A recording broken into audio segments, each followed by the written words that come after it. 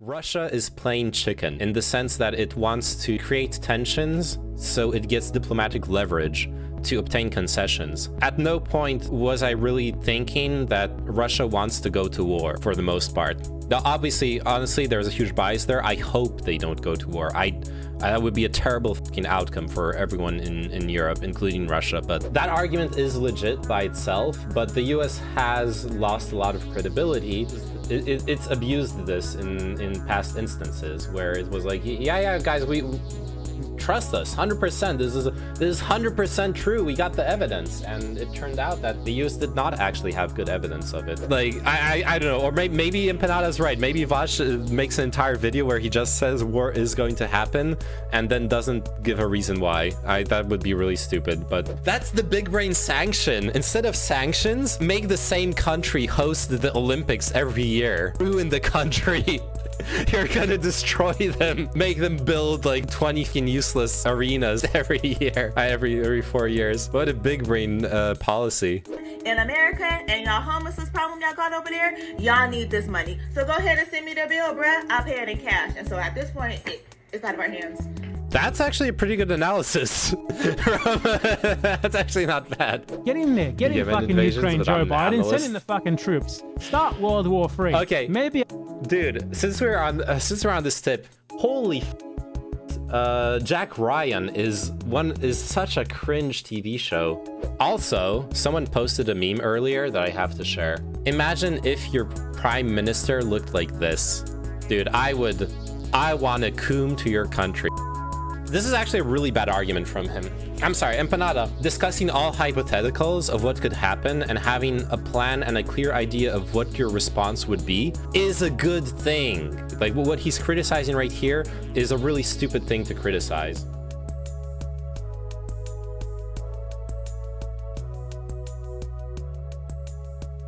All right, let's check out BadEmpanada's video on this. Russian invasion imminent. The US must intervene.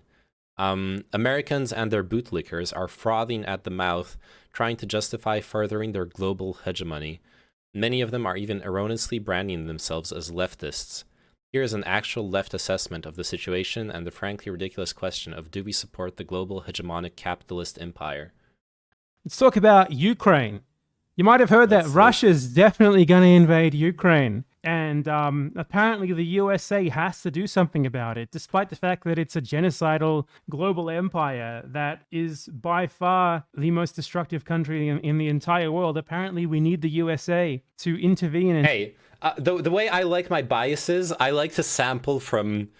Okay, this is going to sound really fucking cringe, but I do actually like to sample from both sides of biases to make my own opinion. So, you know, we got Johnny Harris with like the mainstream pro NATO opinion. Let's dive right into some anti-NATO opinions, okay? And save us. You know, it doesn't matter that it's a literal genocidal, insane empire that destroys the left globally, does war, coups, interference literally everywhere it possibly can. Hey, is Stern still here? On all the countries of the world. We definitely need the USA to police the world here. Hey, Stern, do you think he's anthropomorphizing the US? That happens, we need the USA.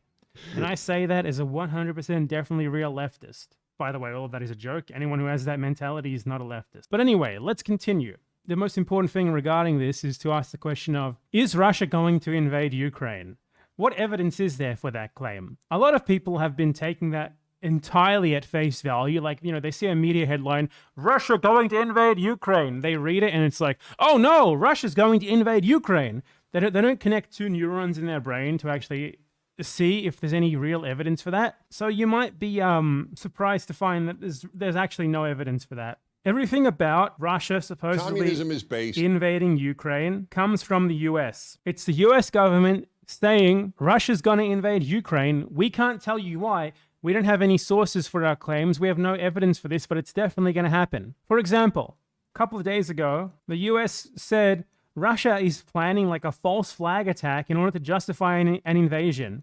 What was their evidence? Well, Price did not outline what evidence the US has to support its accusation against Russia. And his terms like false flag and crisis actors, popularized among civilians by fringe conspiracy I see you guys theorists are like really radio enjoying this host video. Alex Jones, bristled some in the press corps who pressed the administration to provide evidence of his claims. And what evidence did the US government present? If you doubt the credibility of the US government, of the British government, of other governments, and want to, find solace in the information that the Russians are putting out, that is for you to do. So we have a wild claim here being made with no evidence by the US government. No evidence whatsoever. That alone is enough to discount this if it was any government. But it's coming from the US government. So I wouldn't go so far. That's not enough to discount things per se. But just as we discussed earlier, the US government, like it makes sense. It's the classic argument when you're hearing intelligence reports that they cannot give out the evidence because it's dangerous to the people working for the intelligence agency and their sources, etc.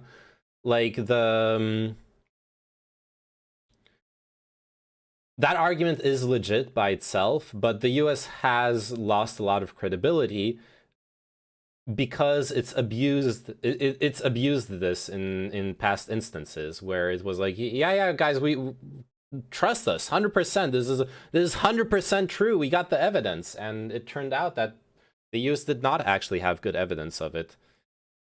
So yeah, I would actually argue the opposite of what Empanadas is saying. From other governments, I would in general be a bit less skeptical of this if they don't have a history of falsifying reports or evidence or getting it wrong.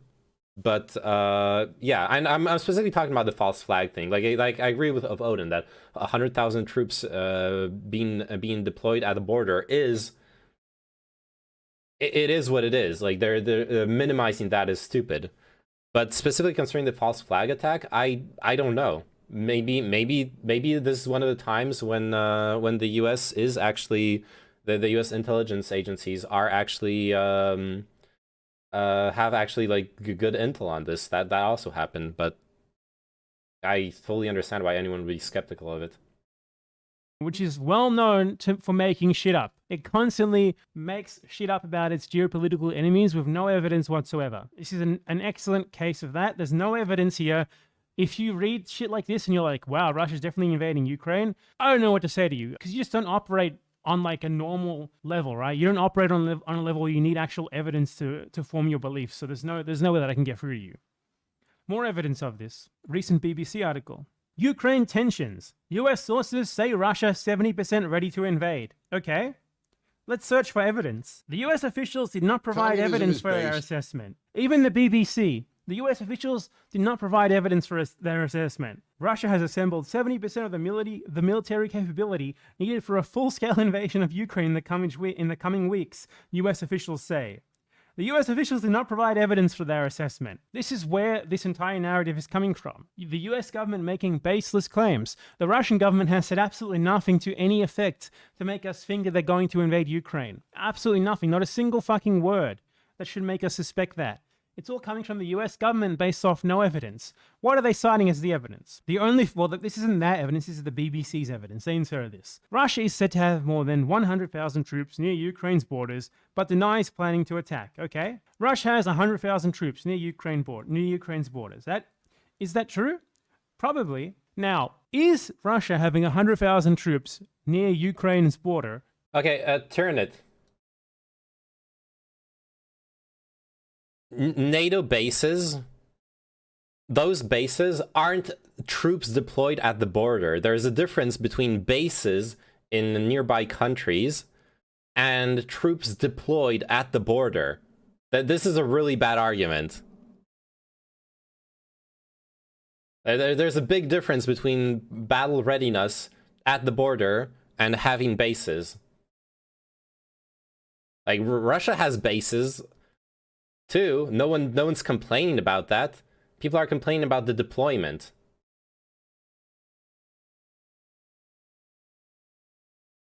In Russia, by the way, they're in Russia. Russian troops in Russia.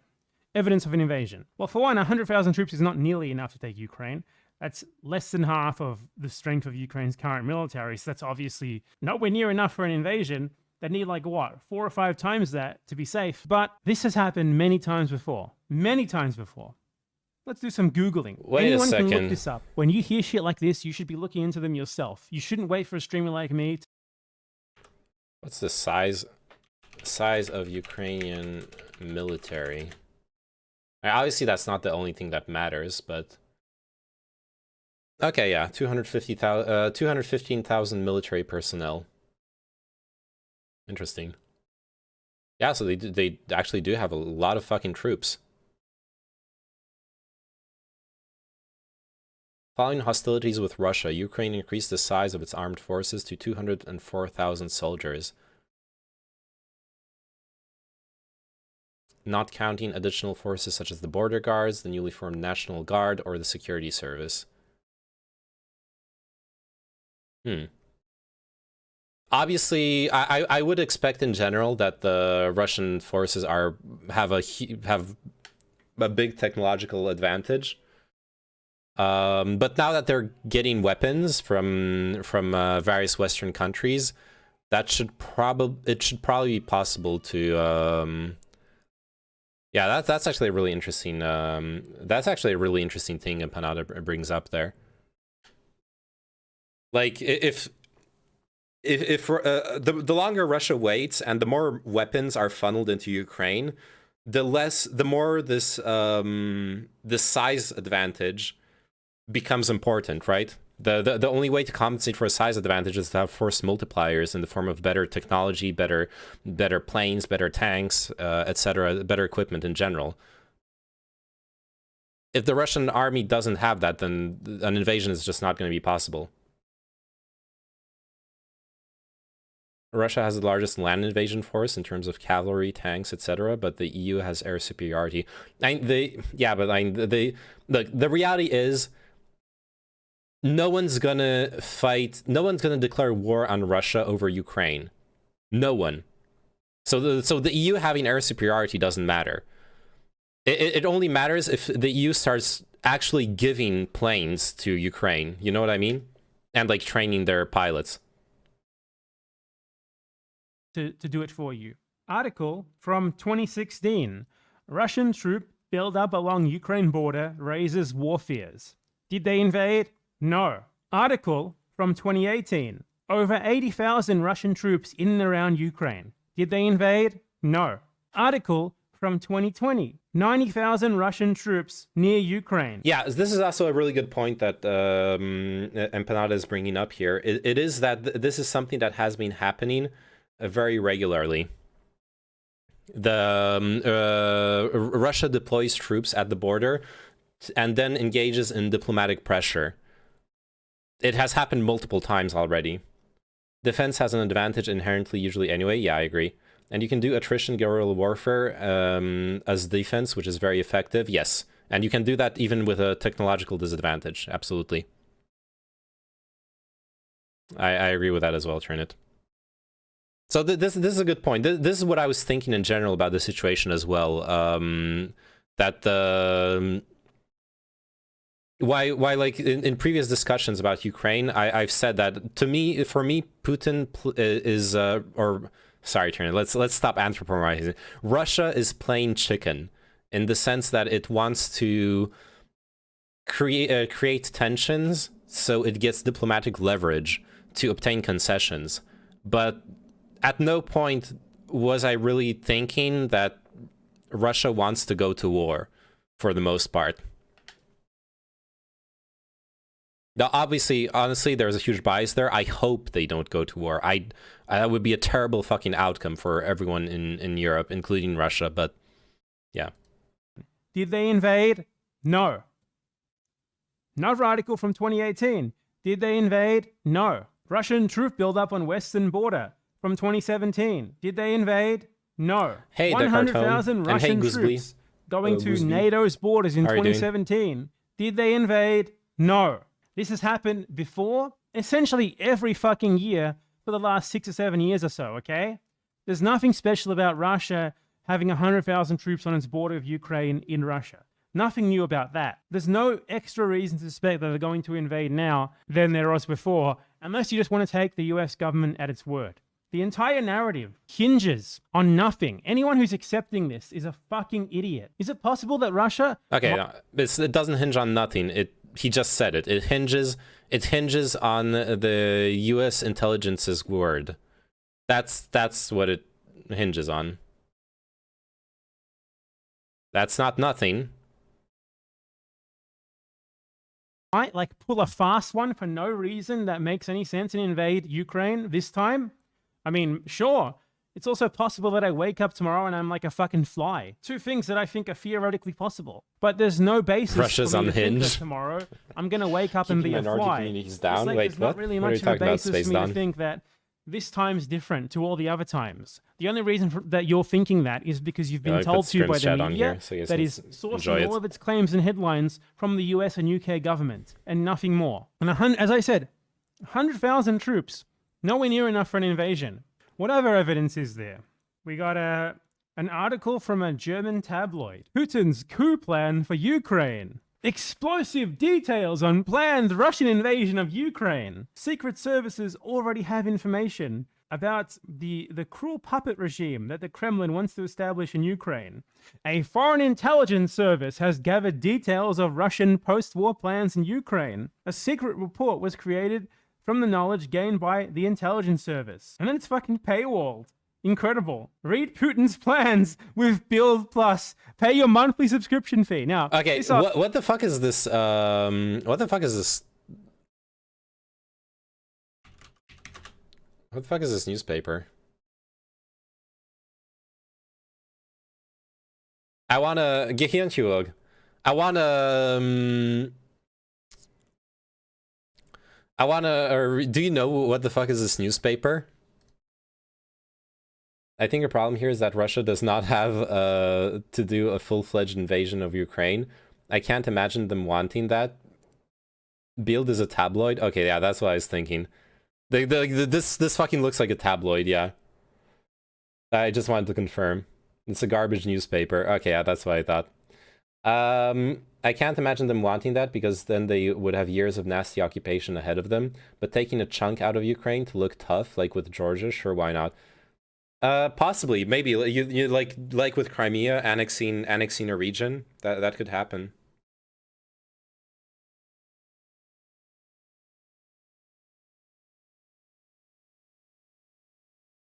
Though that would be war as well in that situation. Like like Crimea happened very fast. It was they fucking blitzed the Ukrainian army. Like Tyranid, I'm not gonna get into your like argument with of Odin. I don't care. Don't tag me into that bullshit. Is obviously a bullshit article. I read it before it was paywalled a couple days ago, and there's no evidence. There's no evidence at all. Just some graphics drawn up by like the graphic design team at this shitty fucking German tabloid. No evidence presented. It's like if you don't trust else. the CIA, then who do you trust? Then none of these people have any evidence. Yeah, the argument of 100,000 not being enough to conquer Ukraine seems to rely on the assumption that they want to conquer all of Ukraine. Fair on the one hand, yeah, that I agree with that. But on the other hand, what I was saying is I can't imagine the Russian army intervening, encroaching on Ukraine, and Ukraine not deploying all of its military power to defend. And you know what I mean? Like, I don't see them... I guess, but like, all is maybe an exaggeration. You want to, you know... You don't want to have, like, troops para-dropped in Kiev and taking over the capital or whatever. But like, that's what I was talking about. Crimea got blitzed, right? The Ukrainian military boats, if I recall correctly, they got all. It wasn't like Pearl Harbor, but it was similar in that they got blasted while they were still without even being fully deployed. Like the Ukrainian military was just not prepared for what happened. Now, right now, they are mobilized. They are ready to go for a fight. And that, I think that makes a huge difference in the responsiveness and with the resistance that the Russian army would have to face.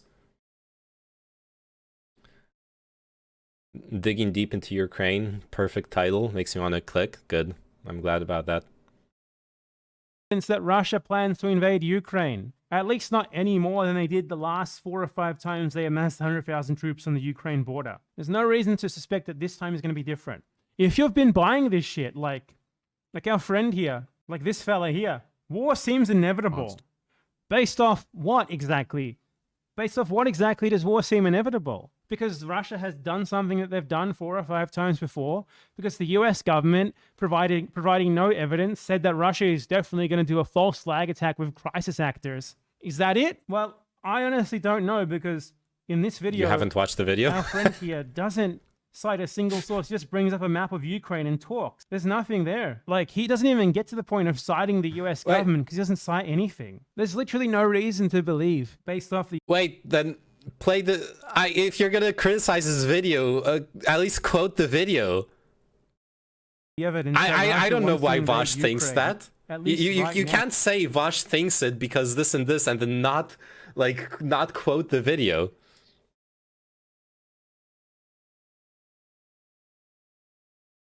Because Russia has literally invaded 2 sovereign countries twice, yeah. Yeah, I was basically coming at this from the point that I'm convinced Russia does not want to conquer Ukraine, but what could be alternatives between conquering Ukraine and Putin just posturing? How can you quote quotes that don't exist? I mean, he has to, like... I don't know with that video, but I'm assuming Vosh says something to the effect of... Like, I don't know, or maybe Empanada's right. Maybe Vosh makes an entire video where he just says war is going to happen and then doesn't give a reason why. That would be really stupid, but I don't know. I don't watch Vosh videos that much, but usually he's pretty good at saying stuff, you know? But yeah, maybe Empanada's right. I just find that very weird. If there was an unprovoked US-NATO buildup around North Korea, I'd 100% expect an invasion. Yeah, the reason why it's not necessarily an invasion is this idea. But there are arguments for or against, right? The argument here is that that Russia is posturing in order to obtain concessions from the West. That it's a negotiation tactic, which is what's happened in the past as well. Now, the counter argument to that is that the counter argument to that is that in this case, Russia's demands are unrealistic, and like Russia demanding that Ukraine not join NATO, I think that actually could be a realistic concession, all things considered.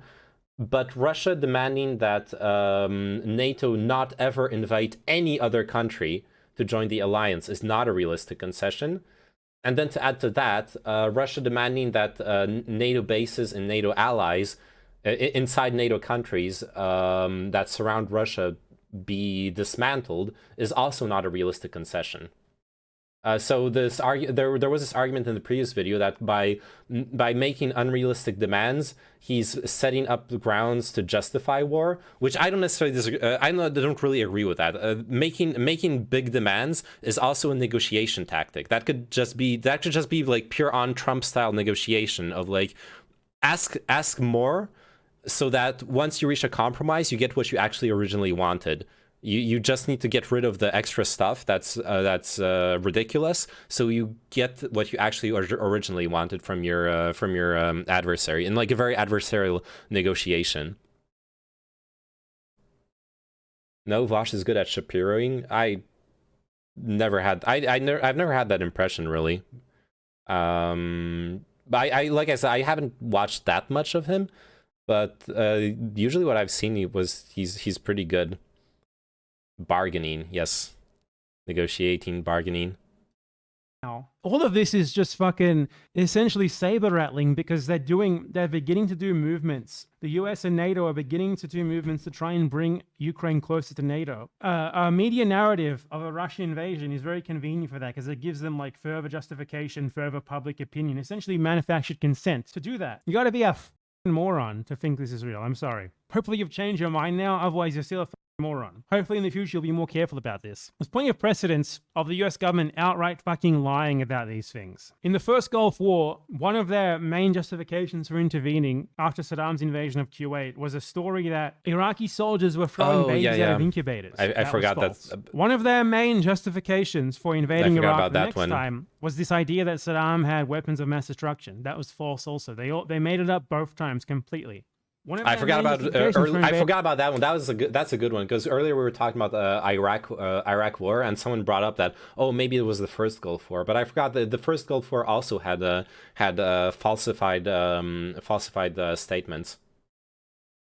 Is this his alt channel? Yeah, it's BadEmpanada 2. If Russia were to get an undertaking that Ukraine will not join NATO for some significant period, I can't really see them not taking that as a win, to be honest. In my opinion, that's what Russia wants, yes. I genuinely think that's what Russia wants. If they get a commitment that Ukraine is not going to be able to join NATO, they're going to be all set.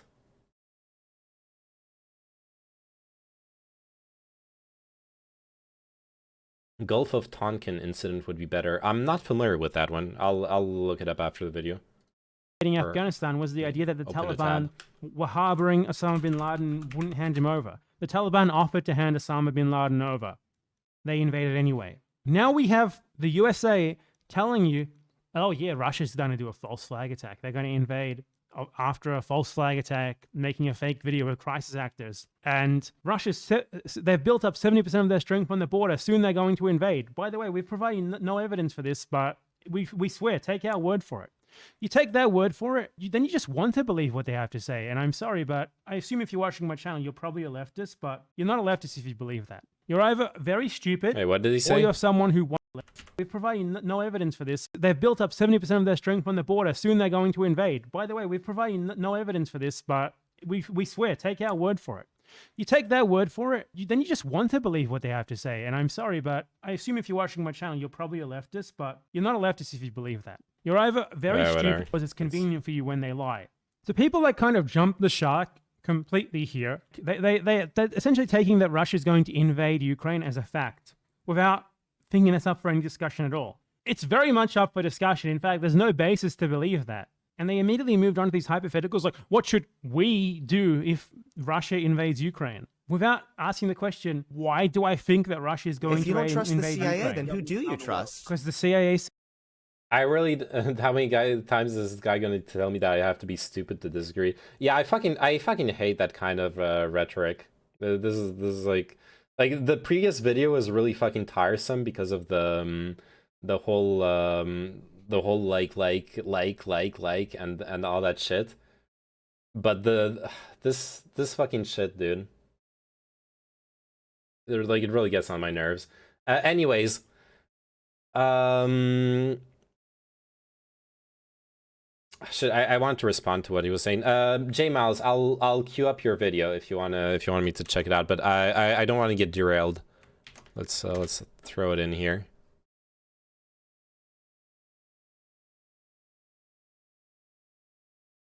Cop explains how it feels to live every day in fear someone might record you brutalizing the civilian. Okay, that's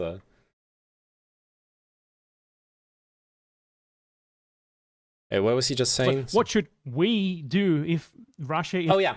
This is actually a really bad argument from him. I'm sorry, Empanada.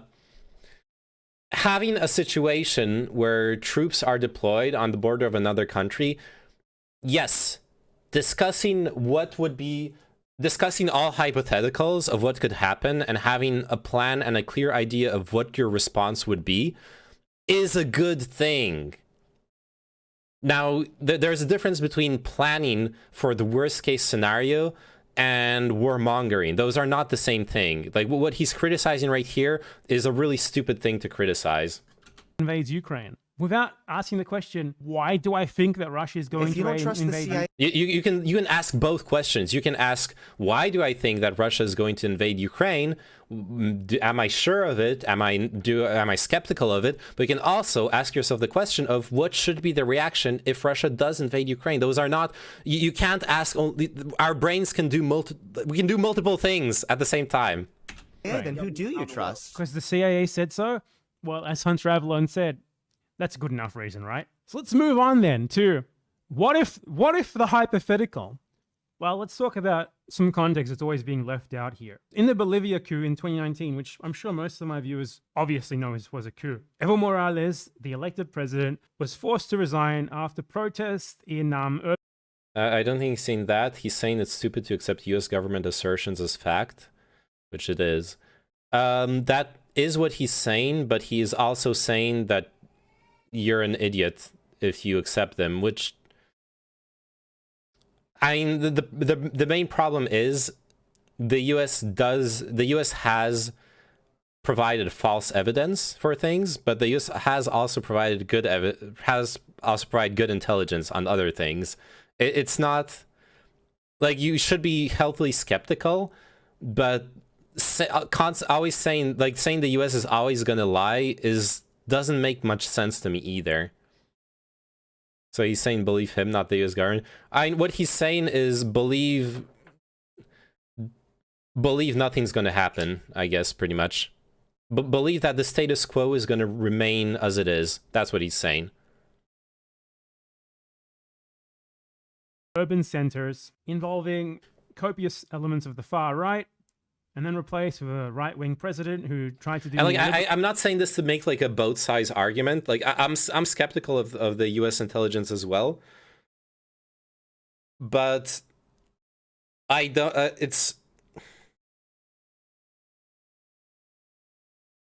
It's just that it's the reality. It's not always going to be lies.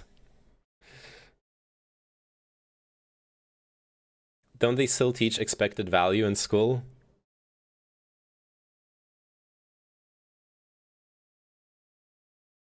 Let's discuss these unknown accusations as truth and its implications for 10 hours, and half of it was about we as if we were part of the what? I don't know what you're talking about, Trinit.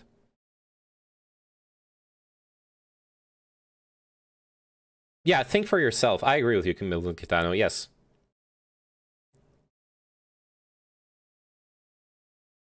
Blah, blah, blah. We all know the story. Same thing happened in Ukraine in 2013, 2014. An elected president was overthrown by protest, which involved very heavy far-right elements, forced to resign, forced to flee the country. This president was, he was going to sign an agreement, or he was like thinking about signing an agreement to bring Ukraine closer to the EU, but to do that, he was being asked to accept a massive IMF loan with structural adjustments. So in place of that, he started aligning Ukraine more with Russia, rather than aligning it outright with the West. That is what spurred the protests. So he was overthrown in a coup. It's a coup. He was an elected president. Doesn't matter if you think it was a good coup or not, it's still a coup. He was overthrown.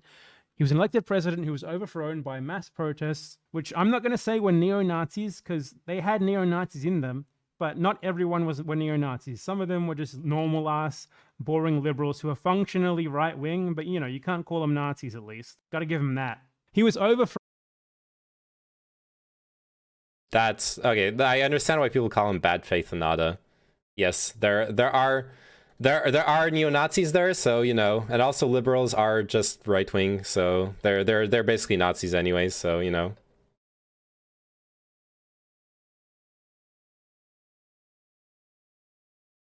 That's that was a pretty cringe argument. With diplomatic, moral, and monetary support from the USA, which has injected billions of dollars into so-called opposition movements in Ukraine for decades. If you don't believe me, I'll show you a video of the Assistant Secretary of State for European and Eurasian Affairs at the time outright saying that the USA has given $5 billion to the Ukrainian opposition since 1991, openly stated. Since Ukraine's independence in 1991, the United States has supported Ukrainians as they build democratic skills and institutions, as they promote civic participation and good governance, all of which are preconditions for Ukraine to achieve its European aspirations. We've invested over $5 billion to assist Ukraine in these and other goals that will ensure a secure and prosperous and democratic Ukraine. Today, there are senior officials in the Ukrainian government, in the business community, as well as in the opposition, civil society, and the religious community who believe in this democratic and European future for their country. And they've been working hard to move their country and their president in the right direction. Look, that's... No. What she just said was that the US invested $5 billion in the Ukrainian government. She didn't say that the US invested $5 billion in opposition movements in support of one side over another. She did say that it was for democratic and European aspirations, but this is not what Empanada was saying she was saying. The most generic American imperialist rhetoric you could possibly imagine. We are funneling billions of dollars to the opposition in a country in order to force... She didn't say they were funneled to the opposition. She literally says in the video that it's funneled to the government. I don't understand this. She then talks about the opposition further on in the sentence, but it's a different part of the sentence. This is very disingenuous. To align with our... This is not proof of his... We have the business community what Empanada's on our claiming. side. There's not really much more to that, okay? It's clear as fucking day. They're open about it. I don't need to invent a conspiracy because they were just open about it. So the US was supporting the protesters because, you know, the protesters were right-wingers who were protesting against aligning with Russia, which the elected president was trying to do. He wasn't trying to outright align with Russia. He was just trying to sort of play both sides because the deal from the EU wasn't very good, involving massive neoliberal reforms and an IMF loan. So after he was overthrown and forced to resign and leave the country before his mandate was over, meaning that he was overthrown in a coup, just like Evo Morales was overthrown in a coup in Bolivia in a very similar way, he was replaced with someone who was hand-picked to replace him by the USA. There is clear evidence of this. I'm not making this up. There is obvious evidence of this. Printed in the mainstream media, in the fucking BBC. This is a leaked call between the US ambassador to Ukraine and the Assistant Secretary of State at the time, Victoria Nuland, the same woman who we just heard talking, where they had a phone conversation where they handpicked who the new government of Ukraine, the new president of Ukraine was going to be. Sorry, they handpicked the prime minister, not the president. This is about the prime minister. So they're talking about, like, you know, who should be the next prime minister. The Assistant Secretary of State here says, I think Yats, meaning Yatsenyuk, I think he's the guy who's got the economic experience, as in he's a neoliberal who'll do what they want, and the governing experience. And the person who wrote this interview in the BBC says, like, an intriguing insight into the foreign policy process, what's going on all levels, various officials attempting to marshal the Ukrainian opposition. Biden was also intimately involved in this, by the way. This guy was selected personally by the US State Department. Here, you know, the ambassador and the US Assistant Secretary of State talk about setting up a court.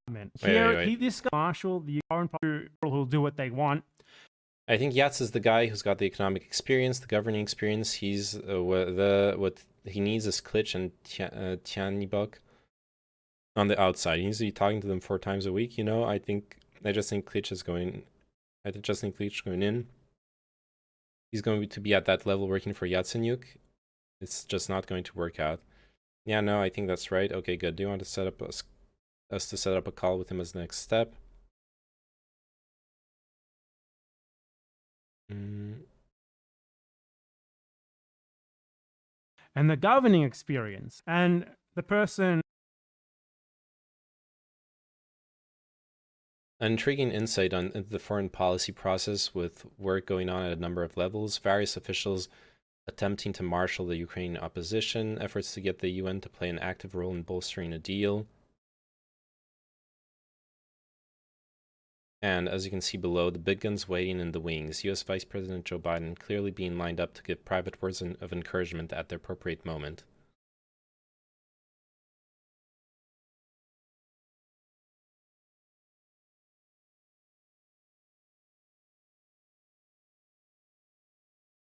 Link.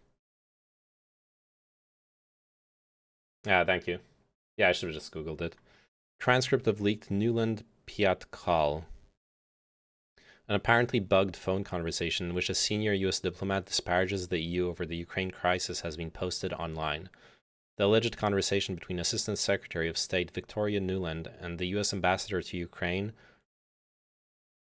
Geoffrey Piat, appeared on YouTube on Thursday. It is not clear when the alleged conversation took place. Here is a transcript with analysis by BBC diplomatic correspondent Jonathan Marcus. Voice thought to be Newland's. At the outset, it should be clear that this is a fragment of what may well be a larger phone conversation, but the US has not denied its veracity and has been quick to point a finger at the Russian authorities for being behind its interception and leak. Okay, then the voice thought to be Piat's. I think we're in play. The Klitschko, Vitaly Klitschko, one of the three main opposition leaders, piece is obviously the complicated electron here, especially the announcement of him as deputy prime minister, and you've seen some of my notes on the troubles in the marriage right now, so we're trying to get a read really fast on where he is on this stuff.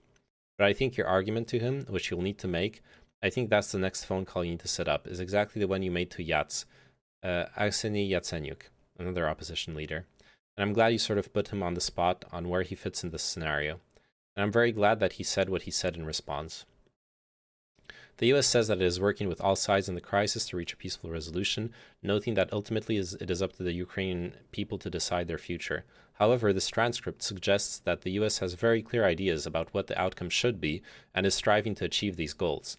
Russian spokesmen have insisted that the US is meddling in Ukraine's affairs, no more than Moscow, the cynic might say, but Washington clearly has its own game plan.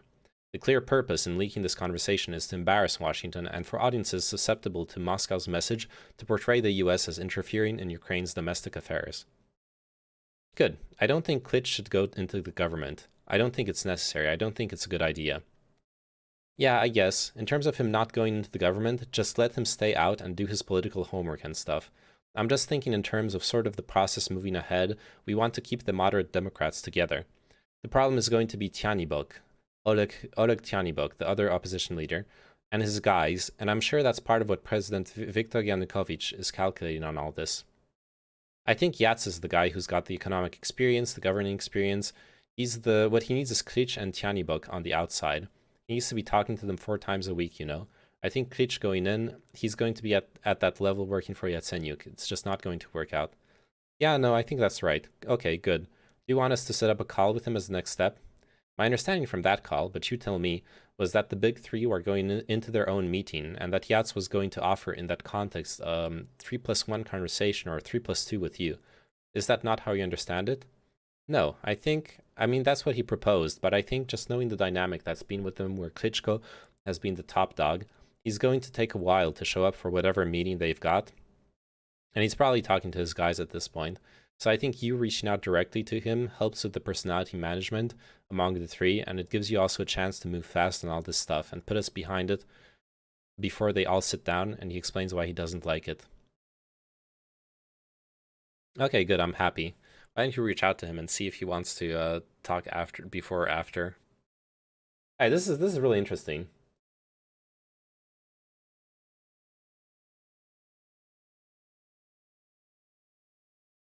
How about you dig deep into something that actually concerns you? We live on... Okay, Gobinist, I have news for you. There is this thing called a planet. We're all on it. We're all connected. We all have to live together. What happens on the other side of the world concerns everyone. And this is not the other side of the world. Ukraine is pretty fucking close.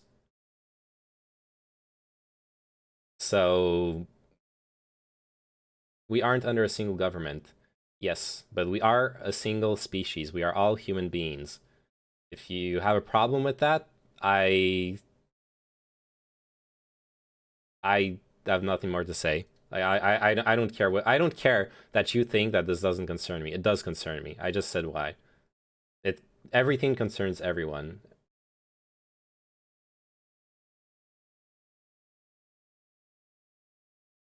How is that related to the political machine? The fact that we're all humans? The political machine is made of humans. Besides, this idea that you can't, I can't build an informed opinion on something that doesn't directly impact me, even though it does concern me indirectly.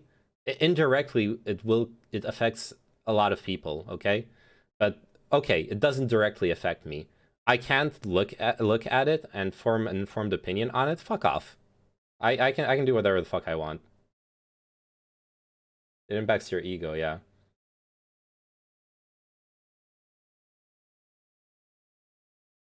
No offense to US lads, but after so many America-centric topics, I find it bizarre that this topic gets labeled as distant.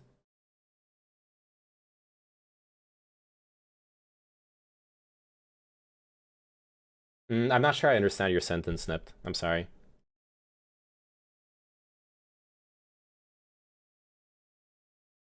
I don't care. Then don't. If you don't care, then don't watch. Hey, what the fuck do you want to say? You're not gonna come in here on a topic that interests me, that I want to learn more about, and convince me to stop learning more about it because you don't care. Fuck off. But yes, I also like, it started off with me reading about Macron, and I do like his efforts. Yes. Like, if you were covering U.S. politics, like their Supreme Court stuff or something, people wouldn't bat an eye. Oh yeah, absolutely, absolutely true. Well, half the time people joining the stream would probably just assume I'm American if I'm doing that, because speaking English or whatever.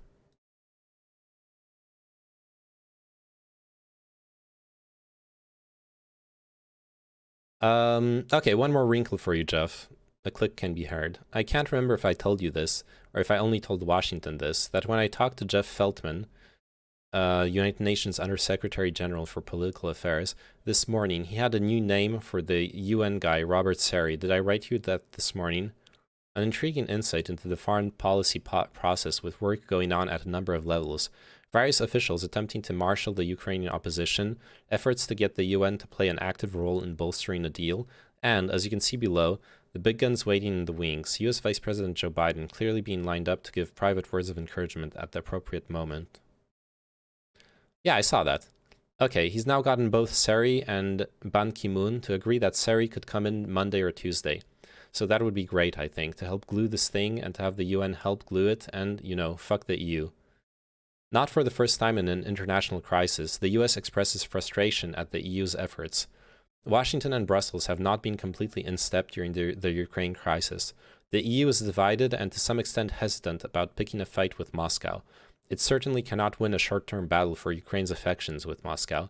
It just does not have the cash inducements available. The EU has sought to play a longer game, banking on its attraction over time, but the US clearly is determined to take a much more activist role. But you are American. Well, the guy in your Twitch chat promoting the Sigma grind set, yeah.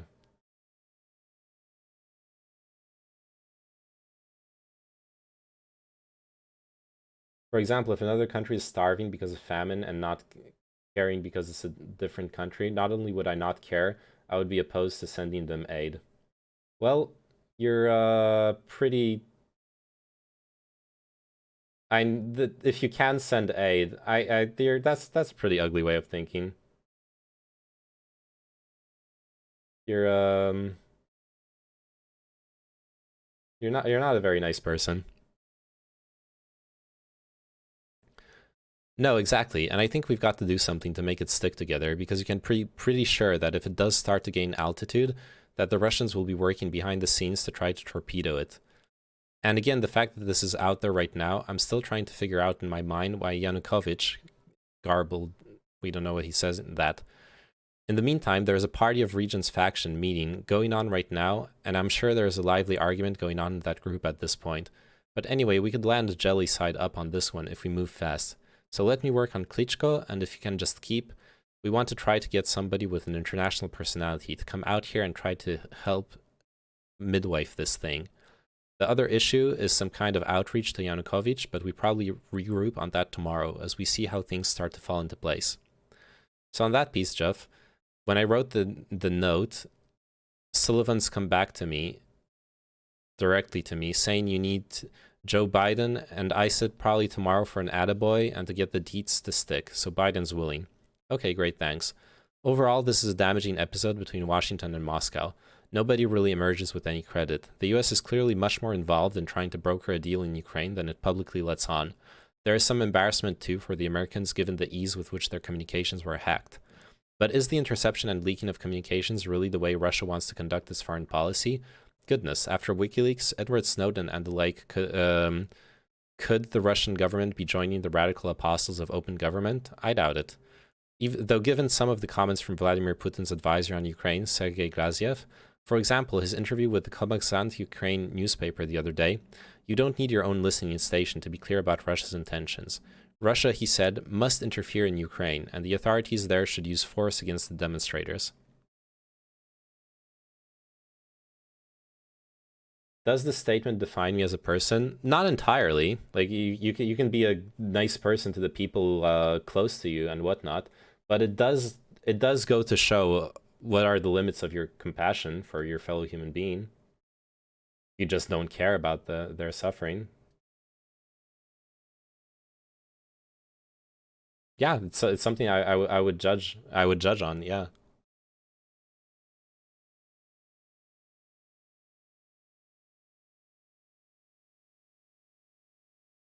Like the only caveat is that I can fully acknowledge you can be like a really nice and good person in like your personal relations.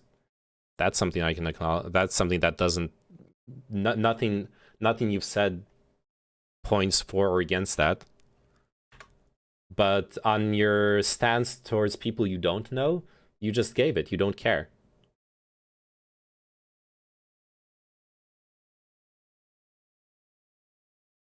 You must encounter so much frustration when an overly complicated worldview, hardly understood by the people who hold it, encounters a common sense self-benefit for you and the people around you. You must encounter so much frustration when an overly complicated worldview, hardly understood by the people who hold it, encounters a common sense self-benefit for you and the people around you. What are you talking about? Basically, you're an isolationist? Yeah, that seems to be what he's saying. And it's back to the video. I'm not getting derailed. So actually, just wanted to comment though on what we were reading. This is a really interesting transcript. Like getting to see behind the scenes, the whole politics and the backdoor dealings about it.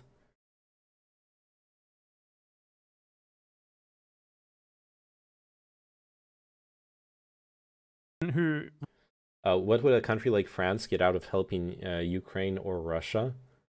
If France chose to help Russia, it would get the benefits of being able to trade more openly with Russia, like the gas pipeline type stuff. It would probably be at a loss, because then France would face repercussions in its relations with other big partners, such as the US. Several other European partners would probably look on it badly. So I doubt the benefits would outweigh the disadvantages. Now, what would France get out of helping Ukraine? I think in many ways, most of Europe sees Ukraine as first off a buffer between itself and Russia.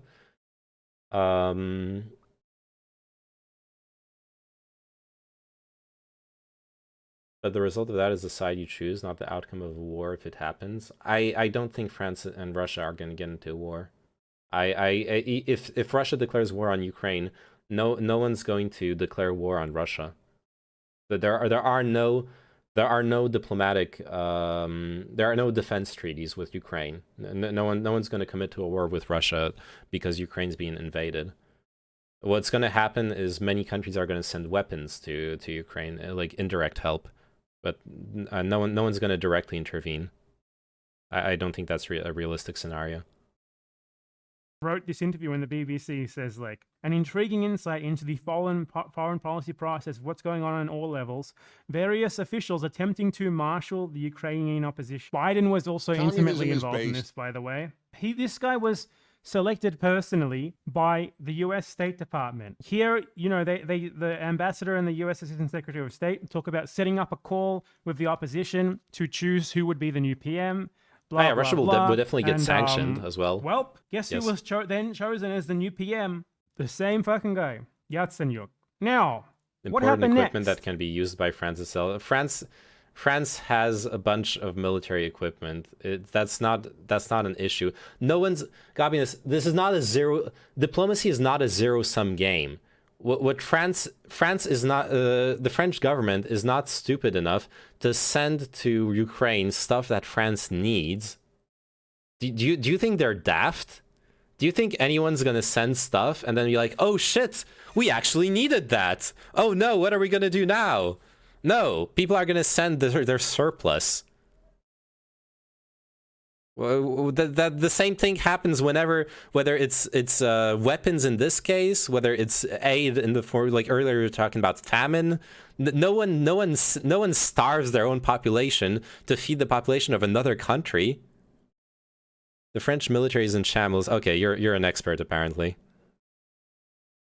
Well, 1 month later, IMF agrees $27 billion loan for Ukraine. The new government, handpicked by the USA, immediately realigned with the Western Bloc, with the US, and against Russia, rather than just being sort of between them, as the previous government was. The IMF immediately instituted the same sort of structural adjustments that it does everywhere. Gas prices went up 300%. The IMF straight up released a paper last year about its progress on structural adjustments in Ukraine. You know, this is what the IMF does. They give you a loan and they say, okay, we need you to implement neoliberal reforms to completely wreck your economy for us. Because that's why they give loans. We give you this money, and in return, you neoliberalize your economy so that the US can control it better, basically. That's what this is all about. This is the neoliberal imperialist bloc who are trying to bring Ukraine into their sphere, and they did. They won. You can see here. Gabinus, you're delusional. France is not NATO American occupied, whatever the fuck that means.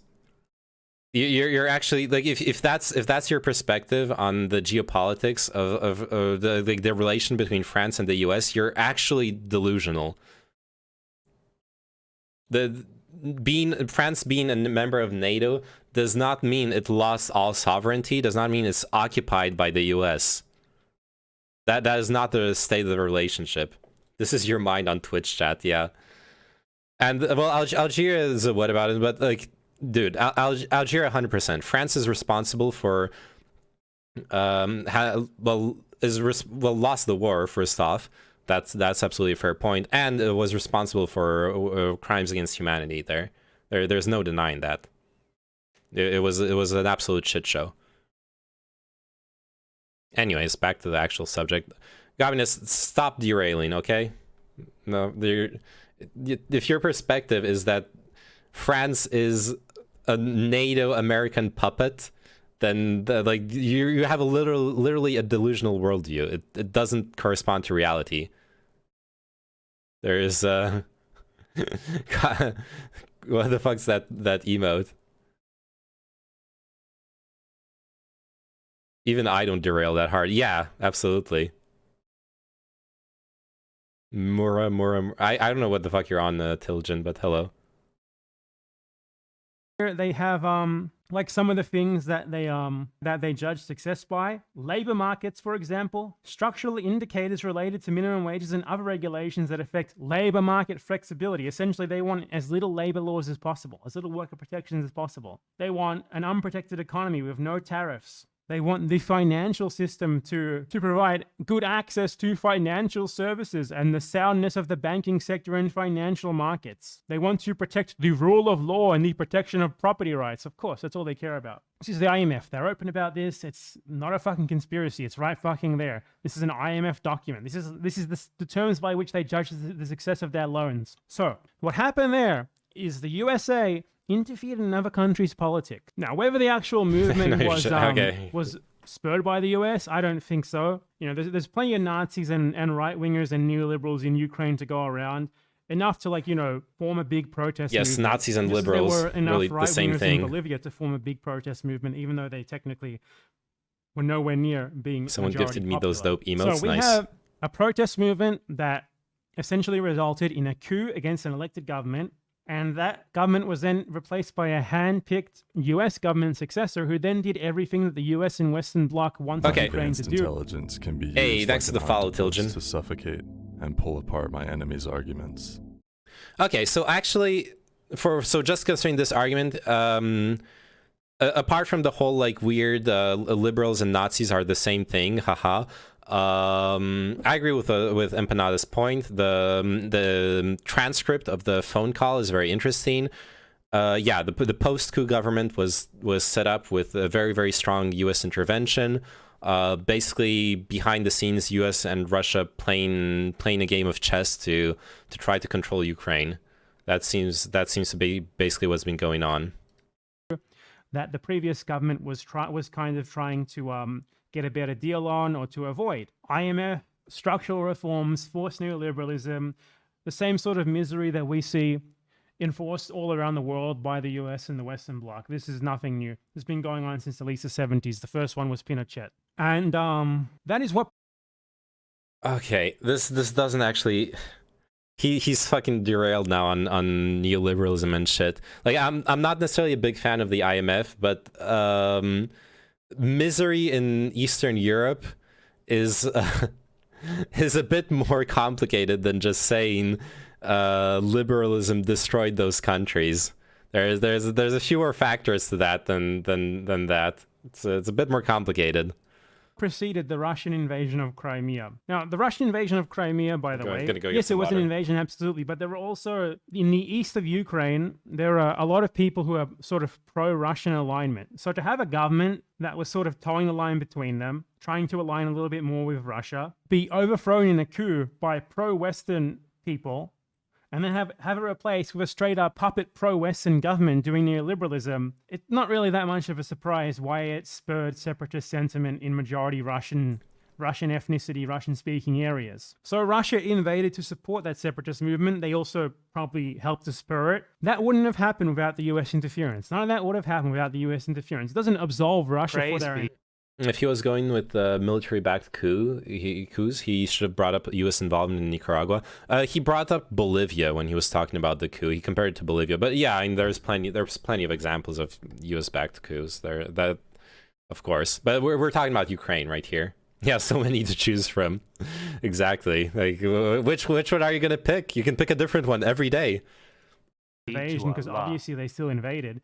But it literally wouldn't have happened without the precedence of the US literally fucking hand-picking a US president, funneling money to right-wing protesters, including actual Nazis. It wouldn't have happened. It doesn't absolve Russia. Obviously, Russia could have just not invaded still. But it's an excellent example of how the US meddling always makes things worse every single fucking time. If you see shit like that and you're like, the US needs to get involved to make things better, you have no ground to stand on. You're just actively ignoring the evidence to make a fucking incredibly stupid claim. So that's the background that's usually ignored. So we've talked about this. Like, I'm not a big intervention fan in general, but we've talked about this, I think last week. There are a few counterexamples.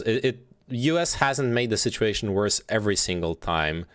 I think the one main counterexample, I think there were some others, I forgot them if there were, but the main counterexample is the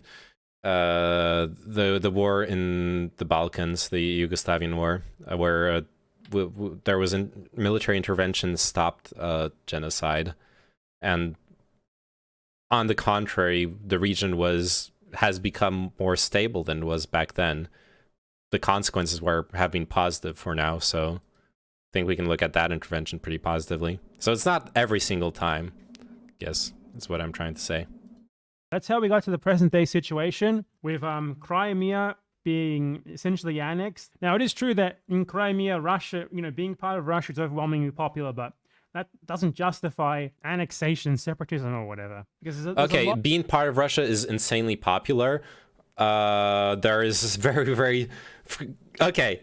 This coming from the guy who's saying don't trust government government declarations on things is kind of cringe. There's very strong skepticism concerning the polls that were made in Crimea, according to which the popularity of being part of Russia is like 90-something%. There are very strong suspicions that those are not the real proportions on this subject. Name on news, fair and balanced. Yeah. What are you talking about? They voted for it totally freely. Yeah. So like, look, I agree with Empanada earlier. Absolutely. Don't trust the U.S. government just because it says, yeah, there will be a false flag attack, blah blah blah blah blah. There are reasons to be skeptical.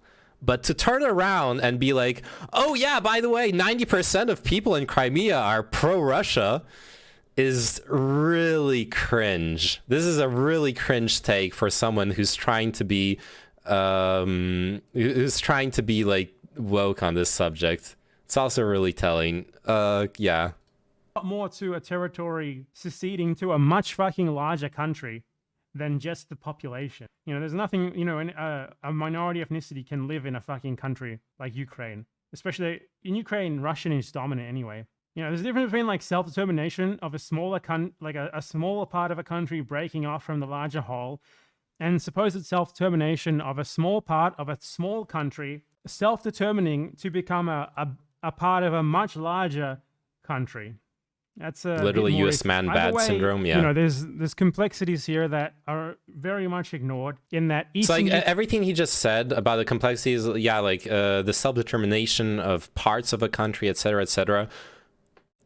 That would be an argument, but only if you fully trust the polls about the popularity of having been annexed by Russia. If you don't trust them, then this whole self-determination discussion goes out the fucking window. If you do trust them, then yeah, it is a complicated subject. It becomes a complicated subject. There are arguments for and against, like various. Usually self-determination concerns more a secession than annexation by a different country. That's not something that I can't think of a historical example, but I'm sure there are. But I can't think of a single one where that actually was the issue. Every time I can think of like a region having a strong independence movement, it's almost always about secession and almost never about annexation. Da, I trust Mother Russia. Drink vodka with me. What about this one? 1991 Crimean sovereignty referendum. Oh shit, there was one in 1991. Interesting. A referendum on sovereignty was held in the Crimean Oblast of the Ukrainian SSR on 20th January 1991, 2 months before the 1991 all-union referendum. Voters were asked whether they wanted to re-establish the Crimean Autonomous Soviet Socialist Republic, which had been abolished in 1945. The proposal was approved by 94% of voters. Wait, this is saying that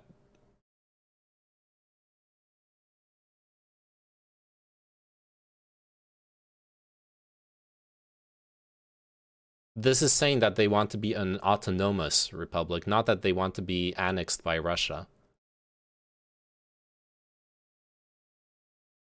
But that does go to show that they do have a secessionist independence movement.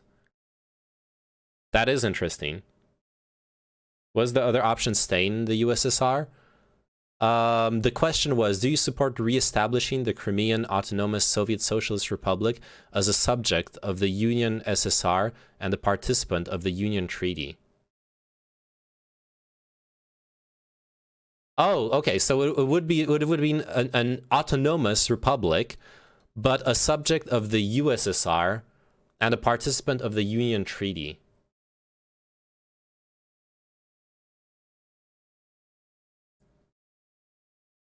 So it would have been, okay, so they would have been in favor of being an autonomous region, but part of the of a new union treaty of a new USSR, which never happened. So, okay, that does put things in perspective.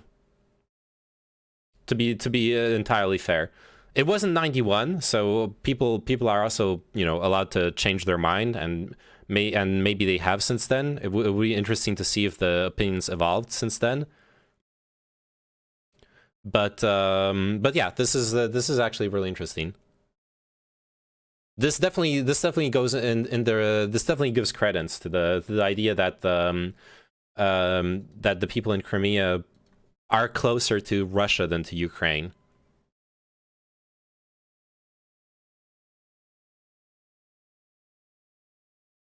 Malta wanted to be annexed by Britain as well. Gibraltar wanted to be annexed by Britain. Yeah, so what happened is to be an autonomous region of the USSR, but then a president came into power and put Crimea in Ukraine. I understand. I wonder if there were other referendums, is the thing I'm thinking of right now. Are there any other parliamentary elections? Oh, referendums. There was a 1994 referendum. What was this? A three-part referendum held in Crimea, 1994, alongside regional and national elections. The voters were asked whether they were in favor of greater autonomy within Ukraine, whether residents should have dual Russian and Ukrainian citizenship, and whether presidential decrees should have the status of laws. All three proposals were approved. 78.4% for greater autonomy, 82.8% for dual citizenship, and 77.9% for the edicts of the President of the Republic of Crimea to have the force of law. That's really interesting. I mean, this is pretty explicit.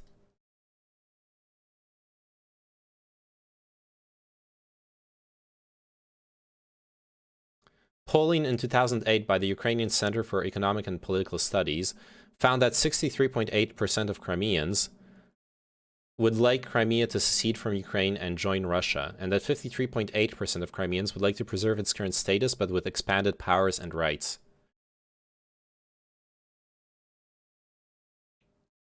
Gazumkov characterized Crimeans' views as controversial and unsteady, and therefore vulnerable to internal and external influences. The United Nations Development Programme conducted a series of polls in Crimea between 2009 and 2011 about the question of leaving Ukraine and joining Russia, with a sample size of 1,200. And consistently, the people who are for seceding and for being annexed by Russia. This is pretty explicit. It's not over 90%, absolutely. It's not over 90%, but yeah. That I have to take it back. Like, looking at this, I actually have to take it back. The Crimeans do seem to, for the most part, have really wanted to join Russia.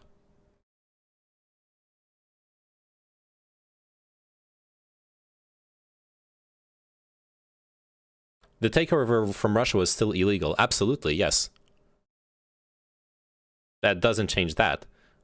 But that is... Look, this is important for me because for now, all that I've seen was the disputed referendum concerning the status of Crimea. I've seen was the referendum that was disputed, that observers were skeptical of, etc., etc. This paints a different picture. Does this justify invading another country? Not really, no. But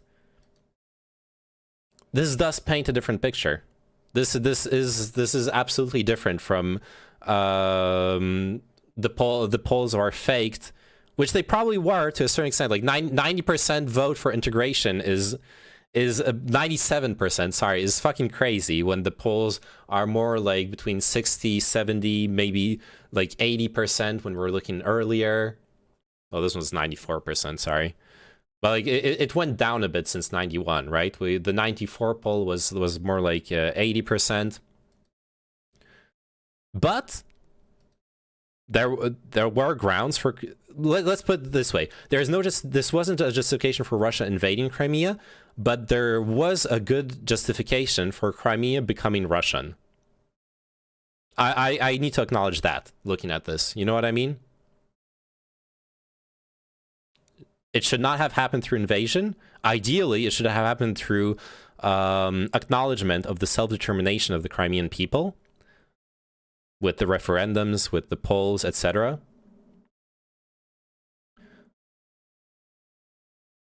Yeah, but there was just a coup. It's obvious people's opinions change after that. Well, yeah. But I mean, regardless of that, it was still very, what the referendum shows that and the polls is that it was still very in favor of becoming a Russian oblast, right? Ukraine is more pro-Russian, Western Ukraine is pro-Western, so it's a country that's very much divided along those lines. But anything like seen as like remotely friendly to Russia has since 2013, 2014 been completely marginalized for this like complete alignment with the West and with the US. There's no more playing both sides. There's no more like a balance between the two imperial powers. It's just, and like the one who's being framed as the only like party that's in the wrong here is Russia, completely ignoring the history before this. Now, of course, none of that justifies the invasion, the annexation, especially not the extension of the war in Donbass. But then we get to like this narrative of Russia apparently wanting to invade more of Ukraine and take it all over. Now, that doesn't really make any sense because they would obviously get fucked up doing that, and they know that. But there's this narrative of like, oh, if it happens, the USA needs to intervene. In what fucking world does that seem like a good idea to you? In what fucking world do you live in? The USA is the ambition of Ukraine was a bit like being Turkey, playing both sides. Yeah, and that would have been the ideal for Ukraine. We were talking about it earlier, like pre-Crimean annexation. That is really the ideal the ideal stance for Ukraine. It's to play both sides. Like honestly, Ukraine shouldn't. Ukraine in that situation probably shouldn't even join the European Union. Maybe it should sign like separate treaties, a bit like Norway or like some other, or like Switzerland. Sign separate treaties without joining the EU, so that it still has the independence to treat with Russia. Not that. Well, Germany's shown that you can be part of the EU and treat with Russia however you want, but obviously, like Western European countries also have a lot more leeway in their relations. It's not like it's a very fair thing either. Ukraine could not join the EU within 40 years. I mean, they were close to joining the EU at some point. The EU was willing with them joining. Was willing for Ukraine to join with conditions. Like there was a very real possibility of it, right? A fucking genocidal empire, a genocidal empire that controls the entire global capitalist system. Now, I can understand a liberal being like, the USA needs to intervene, because to them imperialism seems normal. It's like the normal, like, yeah, the USA is the world police and that's good. We do good things around the world, never mind the fact that everything we do results in disaster. Because they don't see like millions of people dying to install neoliberalism as a bad thing. They see it as a good thing. So I can understand that. That's just the way they are. That's who they are. They're abominable fascists. That's normal. Then we have people like who call themselves leftists, who like identify with the US, use the collective pronoun we when talking about the US, and like, we need to do something here to bring Russia into line. We need to make them a compliant country. Are you a leftist or what? You think the USA, the West, needs to bring another country into line, into compliance with their standards? Are you fucking insane? What is US compliance man, with their line, fascist. their standards? Well, that means like you need to install like the most extreme version of neoliberalism. No, there wasn't a chance of Ukraine actually joining. Ukraine would be aligned with the EU, like how Turkey is. Okay, I would have to research that more. I'm just going off of what Empanada was saying earlier in this video. But definitely would need to look into it. He was describing it as the Ukraine was really close to joining the EU. So if they had accepted certain conditions, it would have happened. But maybe he's mischaracterizing the situation. I would need to look into it. At that moment, I didn't. I've been like checking other stuff he's been showing in the video, but not that. Neoliberalism possible. You need to take out an IMF loan. You need to open up your country to inflows and outflows of European capital. You need to privatize your national resources and sell them to us. And if you don't do that, well, we're going to try to coup you. And if we can't coup you, well, we're going to sanction you and starve your people. And if that doesn't work, well, we're going to invade you and murder millions of you, as they have combined in Iraq, Afghanistan, also through their bombing of Libya, and more recently through their support of the war in Yemen. Okay, I get the whole like anti-imperialism thing and shit, but the US clearly doesn't have the same approach to Ukraine as it has for Afghanistan or Iraq. That being said, the whole like vying for power behind the scenes and intervening in their politics is definitely very scummy. Like what that transcript was showing is very, very scummy. Though the only thing I would add, as scummy as it is, considering the what's his name? Considering that Russia is playing that same game, then it's just a fucking tug of war between Russia and the US to like manipulate Ukrainian politics behind the scenes. And like in that situation, I don't really have a strong opinion on. I like both should fuck off, ideally. Mostly carried out by Saudi troops, but with crucially important US material support and diplomatic support. You know, we can go through history if you want as to what US intervention entails, as to what compliance with the US and to a lesser extent the European order entails. We can look at every single coup in Latin America, Argentina, Uruguay, Chile, Brazil, Paraguay, Guatemala, Bolivia, a million more countries that I'm forgetting there. Fascist coups backed by the USA because of non-compliant governments. Forced to install neoliberalism, leftists mass murdered, all with the cover of the US, the support of the US. While we can look at Indonesia, 500,000 plus people murdered for being leftists. So every member within the European Union needs to be okay with Ukraine joining. A new membership can be vetoed. Vietnam, like how Bulgaria vetoed North Macedonia. Grenada, support of the Contras in Nicaragua. Yeah, that makes it more complicated. That's what. Wait, that makes when you want. Wait! I forgot about the veto thing. That means the EU is like self-regulating. It's impossible for the EU to become larger than a certain amount of states, because at some point there will always be someone who's pissed off at whatever state wants to join and doesn't want to be in the union with them. That's pretty funny. Compliance. That's like what the more about. States there are, the more chances that any new candidate is hated by someone else who's already a member. Now, you need to be an absolute fucking maniac to think that the USA should intervene and that it intervening could possibly make anything better. In any situation, you have to be a fucking insane, bloodthirsty motherfucker. Not only does it actively make things worse whenever it intervenes, that's what it wants to do. That's all intentional.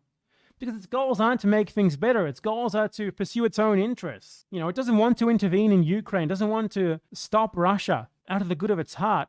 He wants to do it because the shit that it wants and needs the, It's like the SGG. geopolitical legitimacy that having Ukraine as an ally on Russia's border gives it. I honestly don't think it's in U.S. interest to intervene in Ukraine. Like that's what I've been telling since earlier as well. As much as the U.S. media has been going like really hardcore on the war narrative, I genuinely don't think anyone in the U.S. government who isn't fucking insane is looking at this and like, yeah, we want to go to war in Ukraine against Russia. Yeah, that's gonna be great, dude. That's gonna be fucking awesome. I keep saying it. I think it's gonna be sanctions, and it's gonna be sending guns, and like it's gonna be sending weaponry, arming and training the Ukrainian military. It's gonna be a proxy war, not a direct war. If it comes to war. War is profitable to capitalists. Well, not to capitalists. War is profitable to the industrial military complex. Outside of the military industrial complex, war is actually the opposite of profitable. A lot of Americans think that. No, yeah, in the American population, in the U.S. population, there are people who think that. I acknowledge that. But what I mean by that is that I still have trust. I still have trust in the U.S. government that they don't buy that bullshit. That they understand that going to war would be really fucking insane. Maybe I'm naive, but I think they're pretty pragmatic about this too. It would be expensive. It would be a huge loss of life. It would be incredible deterioration of our relationship with Russia, etc., etc., etc. Okay, so boom. We was mad at Big T for being cool with Big Bang P, but Big Bang P just linked up with China, and if I'm not mistaken, Big Bang P is one of the richest men in the world, and everybody and their mama owe China some money, so we might have an issue, but this what happened. Big Bang P was looking at Ukraine, and he like, I like that territory. It's like real close to Russia, and I feel like it belongs to us, so I'm finna come get it. So he didn't move his military close to the border, and he letting them know, like, I'm finna come get it, like, just letting y'all know, right? And so Ukraine is like, we don't know what he's gonna do. So they got their military out there teaching their citizens how to do Taibo just in case they gotta defend themselves. But some of the citizens, they like, you know what? You know, Big Bang P, he is kind of crazy, but he ain't finna bust a grape. And if he do bust a grape, guess what? America gonna come over here and help us. But my whole thing is like, I don't know if y'all forgot what happened in Afghanistan, but we was over there for over 20 years and nobody understood the assignment. So personally, I just would not put all my eggs in the American basket. Nobody understood the assignment. That our American military employ, and no disrespect, but y'all need to go to them continuation schools in the hood and go get you some real shooters. That's all I'm gonna say. But anyway, so Biden done hopped in, right? So Big Daddy Biden, he done hopped into the mix, and he like, look, P, stop playing with me. I know you're trying to be funny because America over here arguing about abortion rights and affirmative action during Black History Month, but I ain't got time for this right now. So if you pull up over there, it's gonna be some smoke, and you're gonna get sanctions. I'm sending you a whole receipt. Like, you're gonna have to pay this bill. And P is like, bruh, let me tell you something. By the look of the inflation in America and y'all homelessness problem y'all got over there, y'all need this money. So go ahead and send me the bill, bruh. I'll pay it in cash. And so at this point, it's out of our hands.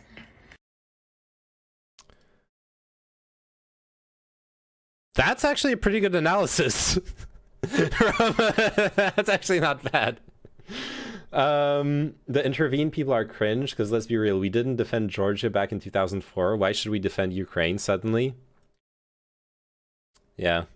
Capitalists are usually contracted by governments to manufacture weapons. Yes, but capitalism is more than just military industry, like the military industry. Capitalism is like not the ideology, but like the capitalism as the system of organizing wealth is like all wealth. And there are many industries and economical sectors that suffer from war. That's all I'm saying.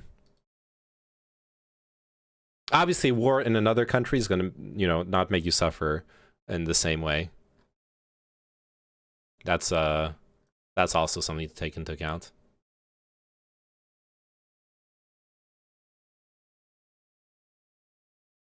Nuclear Armageddon. I fucking know we're not. I don't think anyone wants nuclear Armageddon. Okay.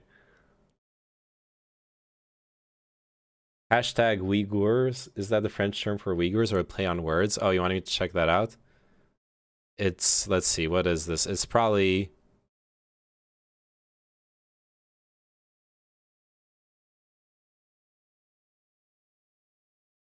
Okay, yeah, it's the... Oh no, it's just how it's written.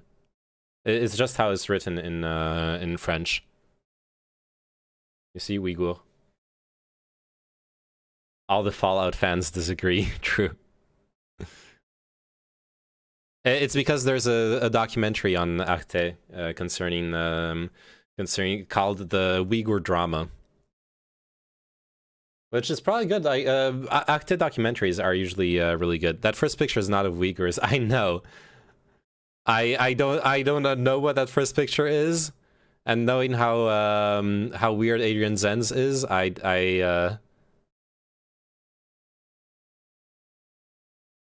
wait, is it not weird? Wait.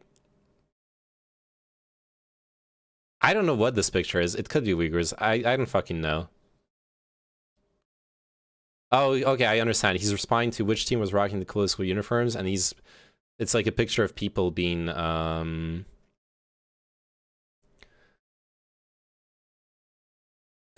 supposed, like, allegedly being being oppressed somewhere in China or something. I don't know. Yeah, it's a Zen's tweet. wide whether the fuck is. Okay, anyways. Fucking Zoomers forgot about mutually assured destruction. Yeah. Wait, what did I just close? Oh, this. Okay, never mind. Wide hardo. Wide walk, yeah. It needs its resources. It needs its markets. It needs the fealty of its government. And motherfuckers like reply to that saying, oh, so America bad? Yeah, America bad. And if you agree with that, if you think America is bad, why the fuck do you think that the USA should be the one to, like, police the world and solve problems? What the fuck is wrong with you? What kind of leftist ideology is this that, like, supports, like, the world's global hegemonic capitalist power with complete control over the global economy and the most ridiculously huge military in the world that has proven time and time again that it's a genocidal fucking fascist installing empire? How the fuck do you see that and be like, oh, it's bad, sure, but it needs to police the world. It needs to go in there and stop the evil Russian menace. How do you think that's a good idea? It's like saying that Adolf Hitler fucking needs to intervene to fucking protect democracy somewhere. That is absolutely fucking absurd. You sound like a fucking moron unless you're just an indoctrinated liberal American exceptionalist who believes the propaganda. This is not how leftists should approach anything. The way that leftists should approach these sorts of things is, well, Russia is a small, not small, but, you know, Russia is a minor sort of regional power, nowhere near as strong as the US, nowhere near as strong as even China. You know, it can bully its the nations on its border, but it can't really do much else. Then we have the USA on the other side of the world, a much more extensive and much more genocidal, proven through actions, imperialist power with complete control of the global financial system, the control That's of a pretty small currency, country, yeah. You know, the ability to essentially destroy the economy of any country in the world whenever it pleases. You know, when you have this situation and it's like Russia or like Ukraine between Russia and that, the option. Yeah, no, it's a minor regional power. You know, it's a like when Poland deploys troops on the Lithuanian border. You know, it's you know, chinchilla. I know what I need to do. I need to clip this part where Empanada's saying Russia is a minor regional power and send it to Chao for when he was saying that people are overestimating how powerful Russia is. Chao. Yeah, now I know where Chao gets his infos on Russia from. Sorry, I need to rewind. My brain's like stuck on the Russia's a minor regional power. Global financial system, the control of the world's currency, you know, the ability to essentially destroy the economy of any country in the world whenever it pleases. This is the thing that really bothers me. Like, I fully acknowledge, like, U.S. imperialism, it's like pretty cringe, to make a euphemism. Yeah, like, no problem with that. I don't want Putin policing the Eastern Europe either. Okay? It's okay to choose a side that you think is going to be better as far as those things are concerned. You know, when you have the situation, it's like Russia between, or like Ukraine between Russia and that, the option that you have there, if you want to be a leftist, is very simple. You don't support either of them. You don't say either of them should do anything. You're not like, you don't say Russia should invade. You don't say the USA should get involved here and protect Ukraine or whatever either. You don't side with imperialism. It's so fucking simple. If you're a leftist, you should not see a genocidal, hegemonic capitalist imperialist power as a solution to the world's problems, to any problem in the world. You don't say, we, identifying yourself with that power, need to act. We need to bring this other imperialist power in line with what our imperialist power wants. That's not leftist analysis. That's liberal American exceptionalist imperialist analysis. Now, make no mistake, your support doesn't matter. It doesn't matter who you say you support or not. You don't do anything. None of us do anything. Whatever happens here is going to happen regardless of what me or anyone else says. If there's anyone who deserves, like, your moral support at least, your worthless, I support this sort of thing that you want to say, it's Ukraine stuck between the world's most genocidal, neoliberal, capitalist hegemon and an aggressive, irredentist regional power. You don't say that we should support either of them. Anyone with that sort of view is a fucking moron, whether they're on the Russian side or the American side. And the response to that from the US imperialists is always, oh, so you support Russia then, because you don't want to do anything about it. Now, that is a trap. It's the same talking point that was used for the Iraq. Russia's a bit like Belgium having an issue with Luxembourg or Liechtenstein versus Andorra. Yeah, exactly. Oh no, it's Chinchilla. And why is he trying to convince people to think like him? Oof, he called you out? Wait. Who called me out? Oh, with what he just said? No, he didn't call me out. You can't not I just addressed it before he went on this rant. I literally just addressed it. I said that yes, US imperialism on principle is cringe. Now that US being imperialist in that region is not going to change whether Russia is going to be imperialist or not. So yeah, I think I'll side with what I perceive to be the lesser evil, rather than argue that there should be only Russian influence in the region. I literally just like said that 2 minutes ago, basically. Iraq war that's been used for every war ever. Oh, you don't support the Iraq war, so you support fucking Saddam then. Boo! Saddam supporter. Boo! Putin supporter. You don't support US intervention in Syria? Boo! Assad supporter. The same shit every single fucking time. Me. If you are a sincere about being a leftist, not just using it as like a cool label because you think it sounds cool than just calling yourself a liberal, you can't fall for this shit.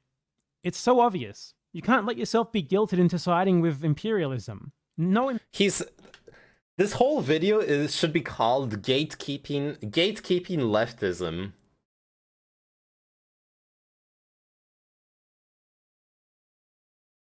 Imperialism. US imperialism is far worse, but no imperialism. Like, for someone to call themselves like an anarchist or a socialist or a communist and be like, man, we gotta fucking get in there. We have to fucking get in there. We gotta get in there. We gotta send in the troops and make these fuckers compliant. That is so fucking mask off. I'm sorry, but if that's you, you're not a leftist at all. You're just a liberal imperialist. Okay, whatever. Leftist gatekeeping or not aside, it would be really weird to hear someone like I was saying, like we were saying earlier, like wanting direct intervention is fucking insane. I feel like that needs repeating because like he's repeating the same points. I understand that there are a lot of people arguing for that. Like I'm not gonna deny that, but like at least here in this discussion space, I don't like on this stream, I don't think anyone's defending that idea.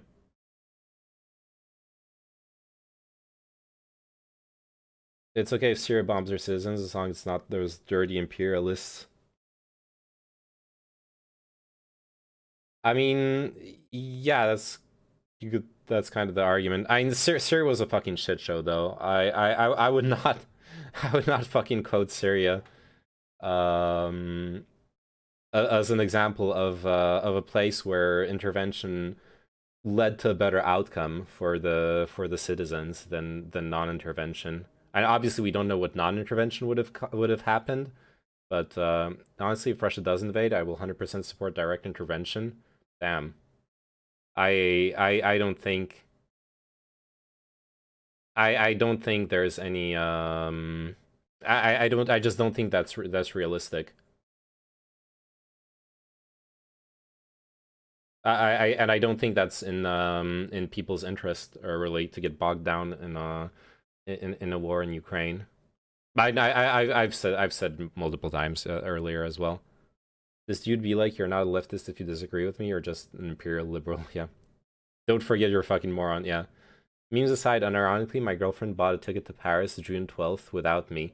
Like, seriously, name, what's going on here? And mind you, it's just a one-way ticket. Not even me, my dude. Hey, I didn't want to tell you, Kino.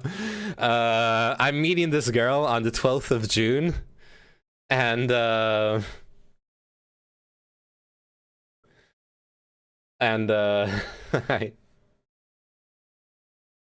okay, I'm joking.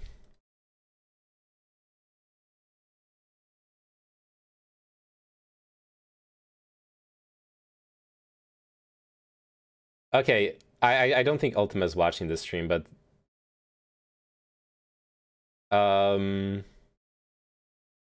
Jesus Christ, chill. To be frank, in Syria, I thought it was shameful and dumb the US didn't support the resistance and left the door open for ISIS and Russia to gain influence in Syria and the region. Yeah.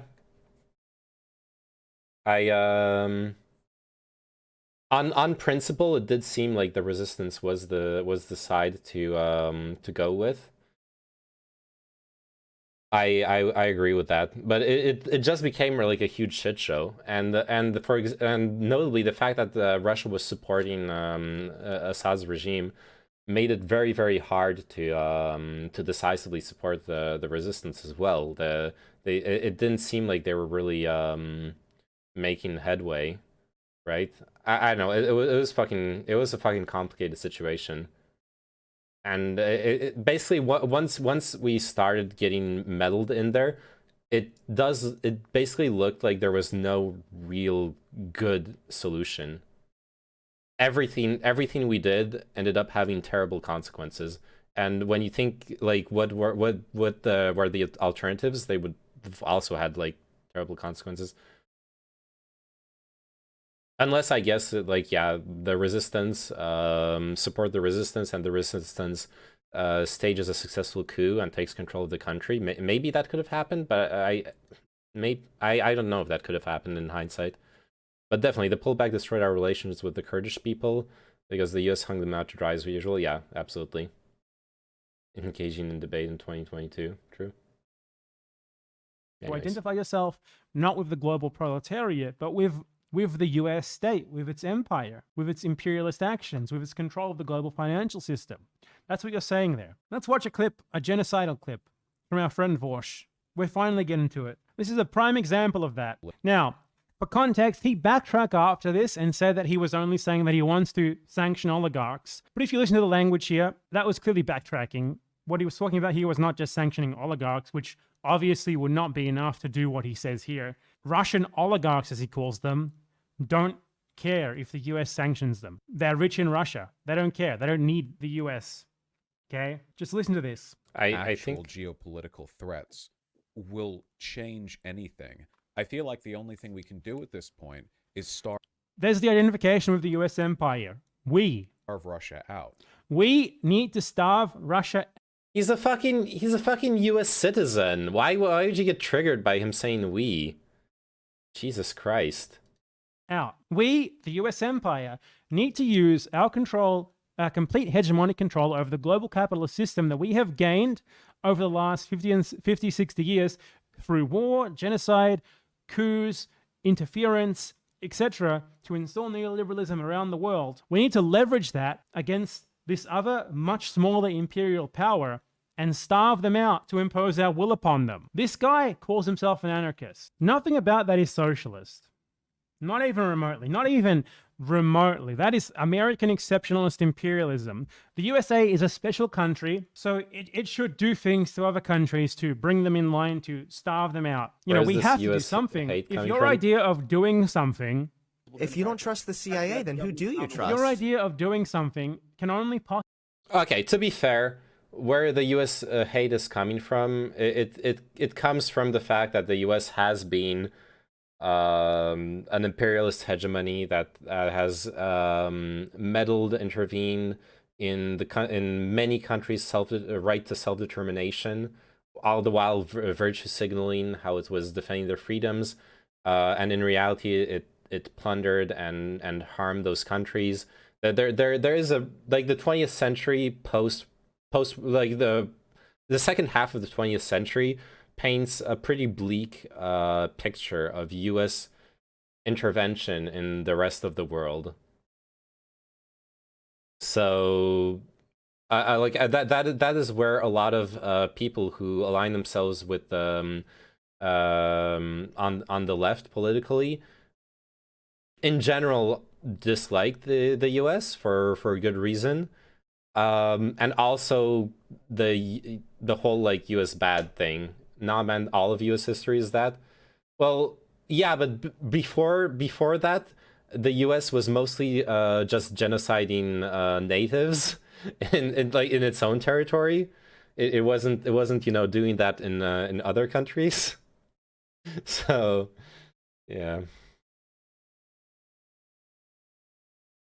I even say we often when talking about Nazi Germany. Should I be worried? Maybe, yeah.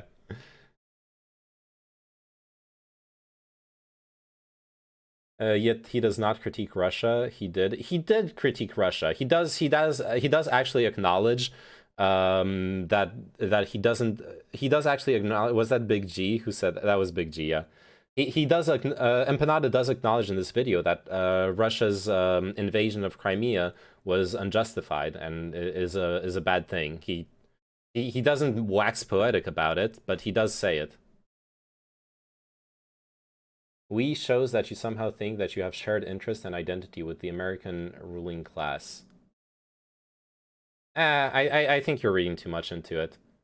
It's reading that much into colloquial usages of words is plain semantics. It's not something you should actually like. You can have a discussion on it in general of, like, what does it change, a bit like Noam Chomsky's manufacturing consent. You can have a discussion about how the choice and usage of words reflects ideas on a general, like, societal level. That I would agree with, but on an individual level, like, then putting that same analysis on an individual level, I think is unfair. On a societal level, sure, but on an individual level, like, it's fucking semantics. It doesn't matter. Fuck me, I was gonna meme that we refers to the spooky neoliberal cabal, but Turnit beat me to it. Not as heavily, only to attempt to look like he takes no sides. Oh, I mean, he obviously takes a side, and he justified it in the previous rant by saying that Russia is a minor regional power, and that he will always side between two imperialists. He basically believes that as a leftist, he should always side with the weaker power. That's my understanding of what he said. He said that he's always going to be side with the underdog when two bigger countries are fighting over control of a smaller country.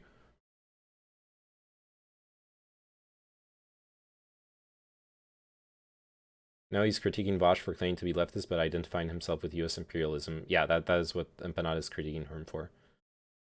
Possibly entail the fucking US empire doing something like sanctions or war, you have an irreversible case of liberal brain. You seem to not even take it as an option that maybe the genocidal empire can do nothing. That would be good. Maybe the genocidal empire could just not do anything and not do genocide. No one else thinks like this. Other people don't think like this. Only fucking Americans and Okay.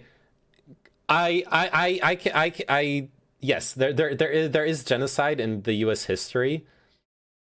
The U.S. intervening, the U.S. doesn't intervene in countries nowadays to make genocides. That's a bit of a dishonest characterization. But okay, when you have two powers, I'll always side with your mom. Nice. She needs allies. Okay. Because as a leftist, your goal is to have two imperialists instead of just one. Well, no. Apparently, the goal as a leftist is to have only one imperialist, but it's always the weaker one. The US only genocides forever. Yes, there's genocide in its history, but well, yeah. Like if you take turn it, would you look at Germany, like sending troops to a country nowadays and be like, oh shit, they're gonna genocide some people. They're setting up military bases. We gotta check if they're setting up gas chambers. Like there's yes, okay. If you took the comic book from a guy from Simpsons, Bubble Bass from SpongeBob, and the creator of Thundercats Roar, and you put them in a blender along with someone with the IQ of an Xbox Live 16-year-old gamer, that's basically Vosh in a nutshell. I don't know. I don't know Vosh enough to characterize that. I don't fucking like watch his videos and stuff. My image of Vosh was generally positive, or is generally positive out of what little I've seen. He's going to explain it if we ever get there. If we ever get there, yeah. What's a good Android camera app? What do you mean by an Android camera app? German camps of any sort are not allowed to have showers, yes. Their bootlickers think like this. It's a uniquely yeah, American Russia's mentality. history is It's called spotless, American absolutely. exceptionalism. This is a big part of it. The idea that specially ordained doesn't need to abide by the standards of other countries because it's the police. Communism is based. It's the world police. That's what this is. Now let's continue. Wealthier than them by metrics. I mean, See, we are wealthier than by metrics. He's literally just saying that the USA is wealthier than Russia by metrics. Ergo, we need to. I don't use an Android phone, so I have no suggestions for you. But Kino says Gcam is boss. You can get it for any Android device. Here, I'll send you the link he posted in Twitch chat. I don't know. It's a random link from Kino. Maybe it's a virus. You know, he's gonna track you on your phone, but.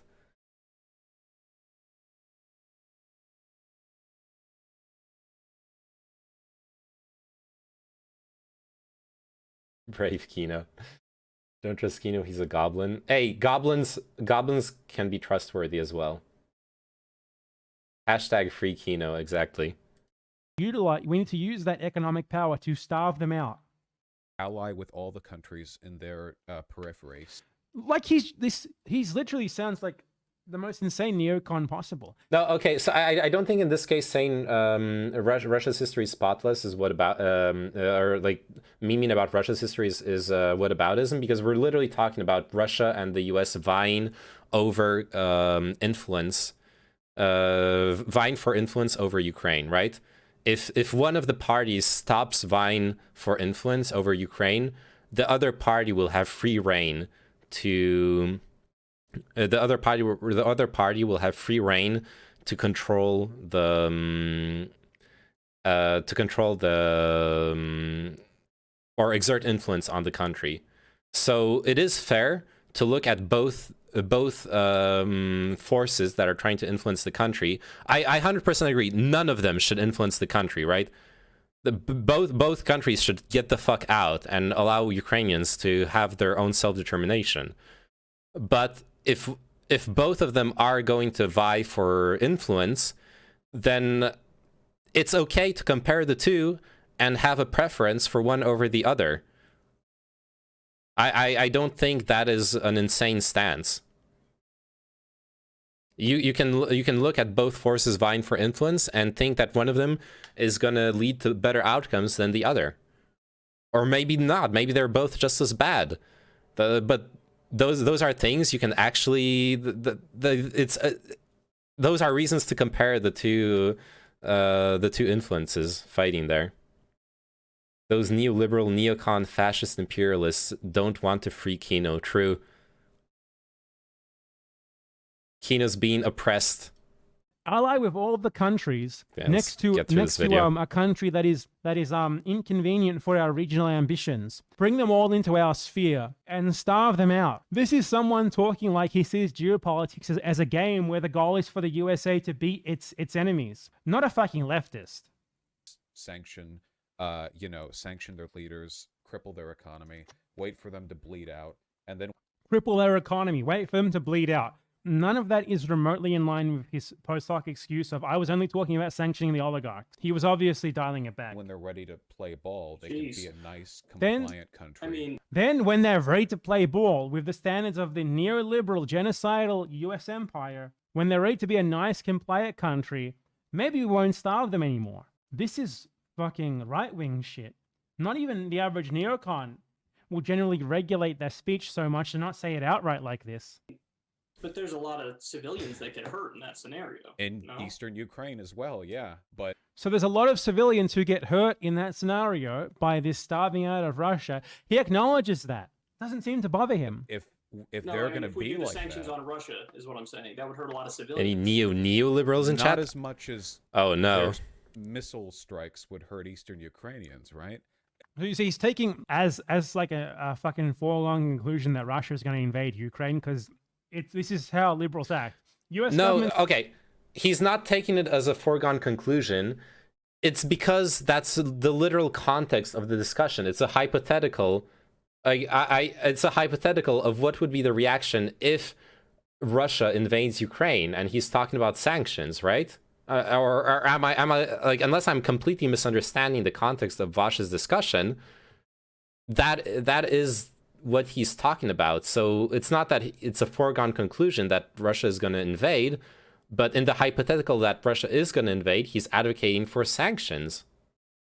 Those are completely different things. Having a hypothetical and advocating for that hypothetical to happen are completely different things. Says something, it must be true. And then he's like, oh, so if Russia invades Ukraine, we need to punish Russian civilians via starvation. That's what he's saying here. He did dial it back later, as I said, but there's no way that any of this reconciles with that interpretation. He wasn't talking about sanctioning oligarchs. Just put Neo in front of it, and it sounds wrong. About this dude is a neo-leftist. Kyle Kilinsky called him out on that, and he replied by saying, well, it certainly is better than invaded, buddy, if you sanction... Okay, Chad, this has been quite a heated discussion between everyone. I still want to tell you all that I love you with all my heart. This is a great community, and I hope everyone here has a great week. SGGL. That is the message the chat actually needed. That is very cute. I approve of that message, dub. Does that mean Neo from the Matrix is bad? Yes. Neo is the ultimate imperialist. Dude, Neo militarily intervenes within the Matrix to stage a coup, to depose the architect of his power over the Matrix. Neo is the ultimate imperialist, fascist, genocidal, interventionist warhawk. I hate you all, and I don't appreciate being called to kill myself. No, that was bad. Normally in SGG, I don't have any moderator powers, but normally calling for someone to kill themselves is a bannable offense, or at least like a 24-hour mute in streams.gg. Honestly, like you were like, yeah, and you were kind of being an asshole too in that discussion, Turnit, but you absolutely did not deserve to be called to kill yourself. No one deserves that, and that was fucked up. And I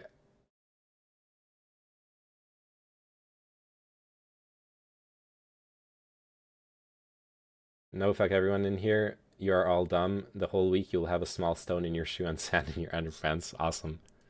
What if that's my kink, Gehyun-hyuk? Nia was the stronger power, and therefore he should have just sat back and not done anything. Based and neo-pilled.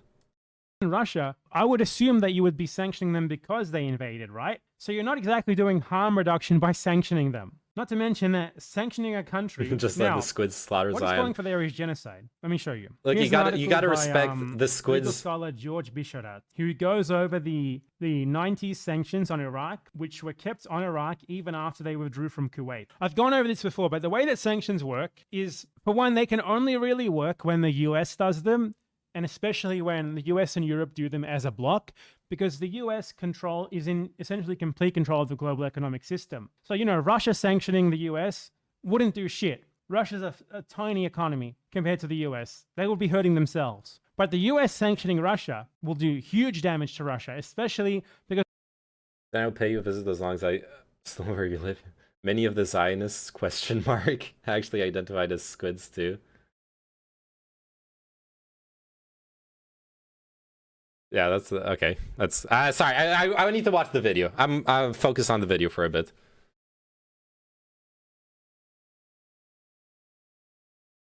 My analogy's breaking. Yeah.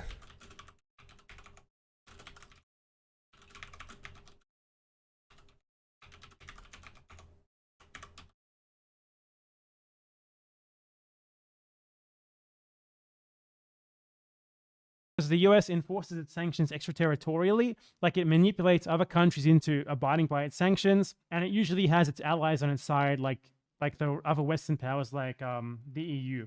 So the US, especially when it has its allies on its side, is ridiculously potent with its sanctions. And the sanctions on Iraq were pretty much the worst of this. Hundreds of thousands of people were killed as a result of the inability to procure medicine and food and stuff. Now, make no mistake, often sanctions say, oh, they will say things like, oh, but we have exemptions for food and medicine. That's bullshit, because if you sanction the wider economy, obviously it affects that country's ability to buy food and medicine in the first place. Those things cost money. You sanction everything but food and medicine, you're still sanctioning the country's ability to buy food and medicine. The point of sanctions... Okay, not to mention, I need to interrupt this for a second. I did a deep dive on the effectiveness and the problems with sanctions last year. And what I found was very interesting. Sanctions also have a very, very strong chilling effects on trade for even for the things that are supposed to have exemptions. And so what happens, for example, with Cuba, is that the way the sanctions are structured is that very, very few boats ever even apply for the exemptions. They simply don't. It's too much paperwork. It's not worth the hassle. So targeted sanctions are better rather than blanket sanctions with exemptions. Targeted sanctions are better. But in general, not that I disagree with Empanada's point either. Sanctions that will affect the economy as a whole, but are supposedly letting through the other stuff, will actually affect that other stuff too. So yeah, but just to add some more arguments to this point. How did the citizens of Zion and the Matrix call themselves? Oh, so to be truly neutral, they would have to subsidize exports of food and medicine as well. Well, maybe, but then you get into weird calculation. It's in general, it's a problem that that you kind of want sanctions to be targeted at the people who are leading the country. Not those are the ones who are making the decisions. Those are the ones that you have to put pressure on. Sanctions that put pressure on citizens are honestly, they can be effective in certain situations. In certain situations, they have worked, but they're really problematic measure.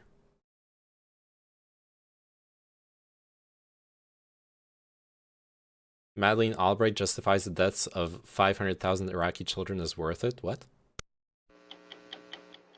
We have heard that 500,000 children have died.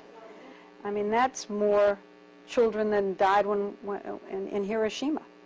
And, you know, is the price worth it? I think this is a very hard choice, but we think the price is worth it.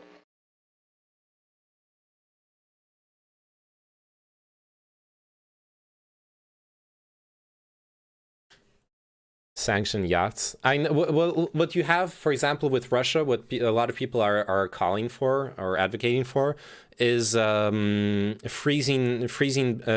down and freezing bank accounts that belong to influential oligarchs in Russia that are Putin's backers, trying to hit basically his like close circle and power base directly.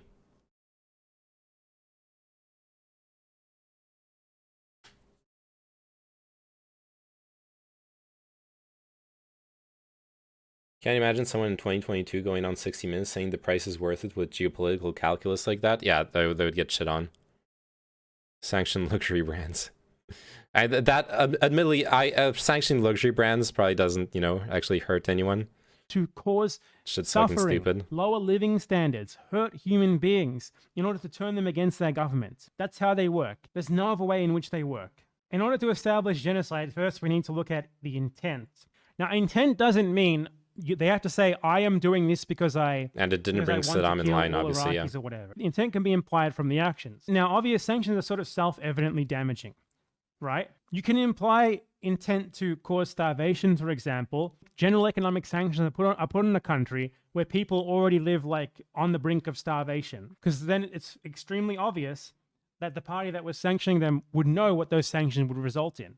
Starvation. And this author, for example, sources documents that showed that the US government officials studied from the very beginning of their sanctions on Iraq what the impact of sanctions would be. One study said, Iraq will suffer increasing shortages of purified water because of the lack of required chemicals and desalination membranes. Incidences of disease, including epidemics, will be probable unless the population were careful to boil water. Another study focusing on disease occurrence in Baghdad concluded increased incidence of diseases will be attributable to the degradation of normal preventive medicine, waste disposal, water purification, distribution, electricity, and decreased ability to control disease outbreaks. Just invest in crypto. Tons of reports came in from third parties. Yeah, why don't they just buy That Bitcoin? sanctions were having and would have. You can't sanction Bitcoin. So they knew what was going on. They knew what their sanctions were causing. Yet they still kept them going. They knew that their sanctions were murdering people, and they still kept them in. So what intent means under the Rome Statute, which was the modifications to the Genocide Convention, which are followed in international law, that specifically applies to this, is when in relation to a consequence, that person or entity means to cause that consequence or is aware that it will occur in the ordinary course of events. Unambiguous right there. Genocidal intent sanctions, at least in cases where people are sort of living on the brink, and they'll push them over that brink, and it's known beforehand, sanctions constitute genocidal intent. Completely unambiguous. Clearly applies there. And then the author goes on to note how under 4 different statutes of the Genocide Convention, it only needs to meet one. The US's actions in sanctioning Iraq for more than 10 years constitute genocide. The most important one here is this is a fair argument from Empanada. The conditions of life of the population to the point where they the key point being that the people deciding on the sanctions knew about the consequences and had calculated them. An explanatory note in the Rome Statute clarifies that conditions of life may include deliberate deprivation of resources indispensable for survival, such as food and medical services. That's exactly what sanctions do. The author goes on to conclude that there is, in view of all of the above, a prima facie, meaning on the face of it, like initial sort of case to be made, that US officials in initiating and working tirelessly to maintain a program of comprehensive multilateral sanctions against the country of people of Iraq for nearly 12 years have committed genocide. It is true that this particular example does not have the appearance of genocide in its paradigmatic popular meaning. It is genocide nonetheless under the terms of the convention. Simple. You can apply this anywhere. To Venezuela right now, to Syria, Iran, and if the US were to sanction Russia with similar... This is a fair point from Empanada, honestly. He this is, I mean, it's not his point, it's the paper's point, but like it's very clearly argued. If those bank accounts are located in Siberia, they're probably already frozen. Haha. NFTs are going to take over within 1 or 2 years. We will destroy Rembrandts to turn them into NFTs instead. Oh, To God. this with similar sorts of sanctions to Russia. So what we have here is someone calling for genocide. Now you could say, well, but in Russia, you know, maybe it won't result in starvation. Maybe it will just heavily reduce the living standards of the population. Maybe only some of them will starve. Doesn't matter. If we look at the Genocide Convention, there's nothing in the Genocide Convention. But if we don't genocide them now, Russia will genocide them more later. What? That's not what we're talking about. He's basically saying that he's basically trying to make an argument that putting sanctions on Russia as a whole would be a genocidal act. That's Empanada's argument here. Honestly, I'm not pro. Indiscriminate sanctions are problematic as well. I'm not in favor of them either. They do disproportionately hurt just the normal citizens. They don't actually. They aren't that effective in bullying governments to changing their stances. I too am anti-genocide. Yeah. That being said, I actually he's like saying that only a few people would die. I don't know. Russia is a weird country. Like I don't know. It's hard to tell. Are you anti-genocide? Awkward. It's hard to tell just looking at this whether Russia will be whether sanctions, like, it depends on the sanctions as well. Definitely sanctions that result in loss of life, I would 100% be against. No, I'm like, my sentence is kind of incoherent here. I'm trying to think if I have any kind of knowledge on whether sanctions against Russia would actually lead to loss of life or not. But anyways, doesn't fucking matter. I'm like, on principle, we already have sanctions on Russia. Well, yeah, but we have targeted sanctions, right? The targeted sanctions, if they're properly implemented, I'm not against. I think those are effective, or at least they make sense. What if those sanctions are against the Belgians? Nobody really likes them. Let's be real. Is it even a real country? I feel like the argument for the sanctions is on the grand scheme to push them away from geopolitical foes or behaviors, with the belief that those foes will be worse off for them or us in the long run. Well, the problem is that sanctions historically, I thought they did lead to they did lead to loss of life. Oh, okay.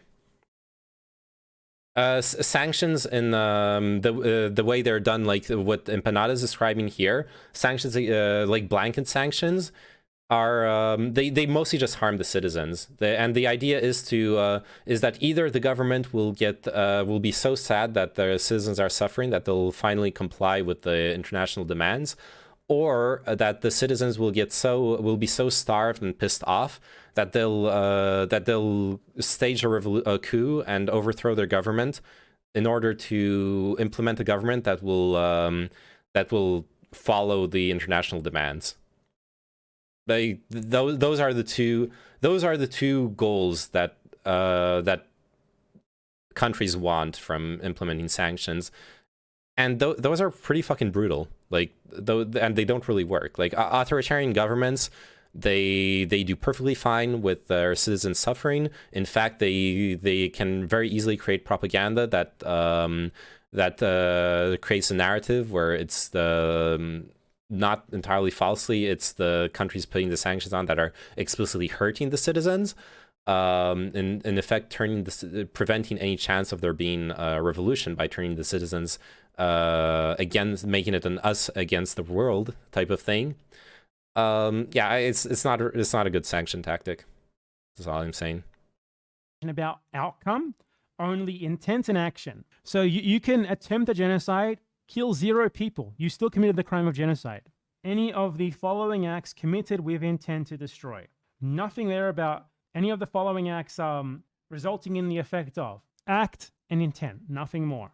So calling for sanctions, as our friend Vorsh did there, specifically with the idea of like starving out a country, that is genocide. That is calling for genocide. Doesn't matter how much he backtracked later on saying, oh, I just want to sanction the oligarchs. That is a call for genocide. It's someone saying, man, the US empire needs to do something here. I know, let's genocide the Russian civilian population for the actions of their government. Unfucking believable. Same thing as I went over in a recent video on my channel is currently going on in Venezuela, in Afghanistan, especially in those two countries. People Acts are being with intent. I don't think the sanctions. intent is the act It doesn't itself. matter if you think. Well, that's why he said acts with intent. Legally speaking, his argument is not wrong. If you do actions with the intent of with the intent of having an outcome that is genocide, then that is a genocidal that is a genocidal act, even if it fails to actually kill people, right? Or it's attempted genocide. It's like attempted murder. It's attempted genocide. This is a leap that Vosh is calling for genocide. Yeah, well, yeah. Vosh, I don't think Vosh has the intent, especially since Vosh says sanctions, but he doesn't really specify sanctions against, is it this targeted sanctions against the Russian oligarchs, or is it blanket sanctions that are gonna, like Empanada said, are gonna hurt the Russian people? In that clip, Vosh doesn't really describe what he's advocating for, so it could be fair to also give him the benefit of the doubt before saying he's calling for genocide. Going to learn how to really starve the economy.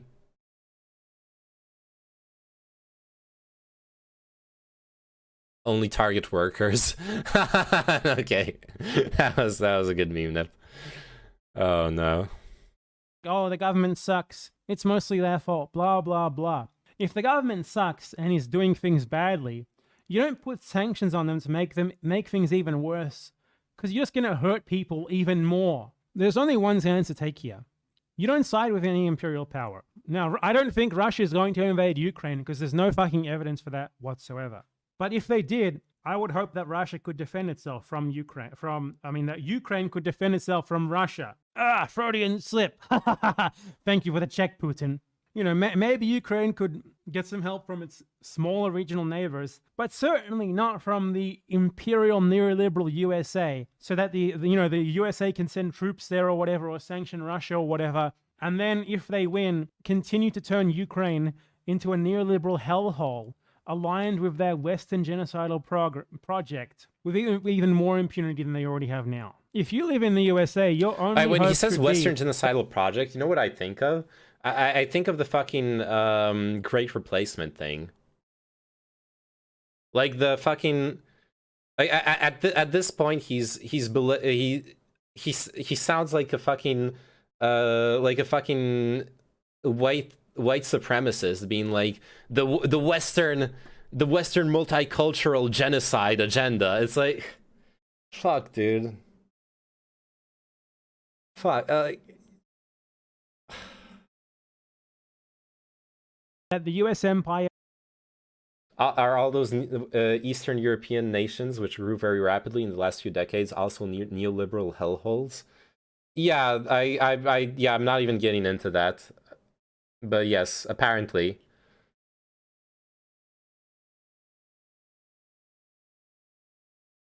Apparently there has never been any good outcomes from Eastern European countries complying with joining the EU and all that. So BadEmpanada is advocating for genocide. He wants to send weaker and worse equipped fighters to fight a country that has the technology advantage. No, he's advocating for, well, I get your point. You're trying to like flip the argument around. Yeah, anyways. Fucking falls and destroys itself. Not that it needs to expand its influence around the world, even against another imperial power. Are you fucking crazy? Do you want the USA to be able to do more Iraq wars? If you want the USA to be able to enforce its will more around the world, to be able to completely destroy left movements everywhere, to do more Bolivia coups, more Operation Condors, more Iraq invasions, more Afghanistan invasions, more Yemen invasions, more Libya interventions, more, sanctions on Afghanistan, on Venezuela, on Syria, on Iran, on Yemen. If you want them to be able to do more of that, then by all means, support them. Support everything they do. Yes, Get in there. Get in Yemen fucking invasions Ukraine, without Joe an Biden. Send analyst. in the fucking troops. Start World War III. Okay. Maybe. Dude, since we're on this tip, holy fucking shit! Jack Ryan is such a cringe TV show. You realize, like, since we're on this whole like arc of like exploring this lefty shit, have any of you seen season 2 of Jack Ryan? Anyone who hasn't seen the season 2 of Jack Ryan, let me just summarize it. Spoilers incoming. Watch out. I'm a neat, not an analyst. Like, season 2 of Jack Ryan, it's a TV show based on some Tom Clancy books. Season 2 of Jack Ryan has the CIA. Jack Ryan is like a CIA guy.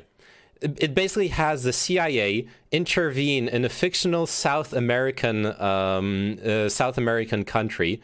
The CIA intervenes in this fictional South American company in order to support the pro-democracy, progressive like social democrat candidate versus the authoritarian far right anti-democratic despot. The CIA intervenes in a South American country. Yeah, that's the one with Jim face. Yes, the CIA. Like, the plot is that the CIA intervenes in a South American country to help like a lefty democratic candidate against. Again, it's a fucking fiction. It's fucking insane one. It's the I can't go to Yemen one. The first season is about Yemen. That's where the I can't go to Yemen clip is from. And the second season is about this fucking insane alternate reality South America plot. Afterwards, in the rubble of the world, the USA will have gained a little bit of hegemony and be able to do more wars and coups and the destruction of the global left even better. You know, maybe they'll get some structural reforms so you can compete in the labor market or whatever, as the IMF likes to say. But don't call yourself a fucking leftist while doing that, please. You're not. You're just a fucking liberal imperialist at best, a far right imperialist at worst. If you're in the USA, you are obligated to oppose your country's imperialism unequivocally. And yes, this is imperialism. Nothing that the US does in the world stage is not part of its imperialist agenda. If you're from Russia, your only role as your principal role as a leftist is to oppose everything that your government does to other countries. Exactly the same. The only difference between those two is that the US does far more and far worse. I want to address one more thing before ending this awful stream. That, like, Ukraine isn't a Nazi's talking point. It's absolutely true. There are a lot of Nazis in Ukraine. Now, this is a consequence of the neoliberal turn since the 70s, which, by the direction of the US from its very beginning, involved a lot of liberal fascist alliances, starting in Latin America, in Argentina, Chile, everywhere. The very first implementations of neoliberalism were done by fascists. I feel like this misrepresents Eastern. This is something I say with great sadness, but this misrepresents Eastern European culture. The fascism, well, not fascism, but anti-Semitism, racism, hyper-nationalism. Those have been problems in Eastern European countries for centuries. Those aren't things that have been rising since the 70s because of U.S. intervention. Those are problems in Eastern European countries and have been for a very, very long time. I strongly disagree with Empanada's portrayal of this. With the overwhelming support of so-called liberal Democrats the world over, because they like the economics that they implemented. And this resulted in a lot of fascists around the world, a lot of neo-Nazis even around the world. Like, fuck, sorry, I'm interrupting again. Like, I can't speak for Ukraine specifically. I don't know that much of its history, but fucking hell. Look, I'm from Poland. Like, my family's from Poland. Poland collaborated with the Nazis. Those people were considered, the Polish people were considered an inferior race by the Nazis, and they still thought, oh fuck, those guys hate Jews too? Let's fucking help them, dude. Let's go. Let's fucking help him kill some Jews, dude. I fucking hate my Jewish neighbor. That's the state of like far right politics in Eastern Europe. That predates the 1970s. Call him a dumb fuck. Ooh. Becoming at least okay with neoliberals, if not neoliberals themselves, like a fascist brand of neoliberalism. Baltic states were insane with collaborations on killing Jews. Yeah, dude, France collaborated too. A lot of Europe collaborated. But yeah, anyways, I'm saying this specifically because this idea that Ukraine has a neo-Nazi problem because of like Western neoliberal influence, I don't agree with that. That doesn't fit in with my understanding of the neo-Nazi problems in Eastern Europe at all. Which is a real thing. There is a real problem with the far right movements in Eastern Europe. So I'm not denying that. You have the consequences of that, which is disagreeing a on the coalition causes. between neoliberals and fascists, and outright fascists, and outright neo-Nazis. There's neo-Nazis in the government, though not... And as well, like, name on Jews. Hi, LSF. Oh, fuck. You're gonna get me fucking banned. And I think it's pretty clear there's a context to what I'm saying, but maybe not. Do post it on LSF, though. Let's go, you know? Let's get me my 15 minutes of fame. Anyways, while there was widespread anti-Semitism in Eastern Europe in general, it is important to note that a lot of the pogroms that happened under German occupation were instigated or fabricated. Yeah, I wasn't thinking of pogroms. I was thinking of collaboration. That's what I was thinking of. It was to sell the myth of Nazi Germany helping those countries to liberate themselves from the Jews. Okay. I understand that. But like, to Turnit and I, we were both talking about collaboration, not the pogroms, you know? But that's good to know. I wasn't aware of the fact that like Nazi propaganda was actually vehiculating this idea. That's interesting. As much as people often say, and there are neo-Nazis in the military. Again, not as much as people say, but still far too much. However, that is not some reason to side with Russia in them annexing Ukraine. You know, we're not exactly talking about a fucking bastion of fucking communism in Russia. We're talking about Vladimir fucking Putin, who legalized domestic violence, who says that gay people don't exist in Russia. We're talking about Vladimir Putin, who has his own Nazi problem, whose #1 mercenary proxy, the Wagner Group, is a bunch of fucking Nazis themselves. They are the new Rhodesian / South African mercenaries all over Africa, all over Syria. You have neo-Nazi mercenaries backed by the Russian state. You definitely should not be supporting the Russians. What you should be supporting are the non-reactionary elements in Ukraine, however many there may be, in maintaining their independence, in fighting against the neo-Nazi problem that they have, and against the Russian irredentism problem that they're also dealing with. At least theoretically they're dealing with. I don't think that Russia is going to push any more claims against Ukraine anytime soon. But, you know, anything's possible, but there's no evidence. Okay, this whole conclusion, honestly, there are things I disagreed with. There are things I agreed with in this video.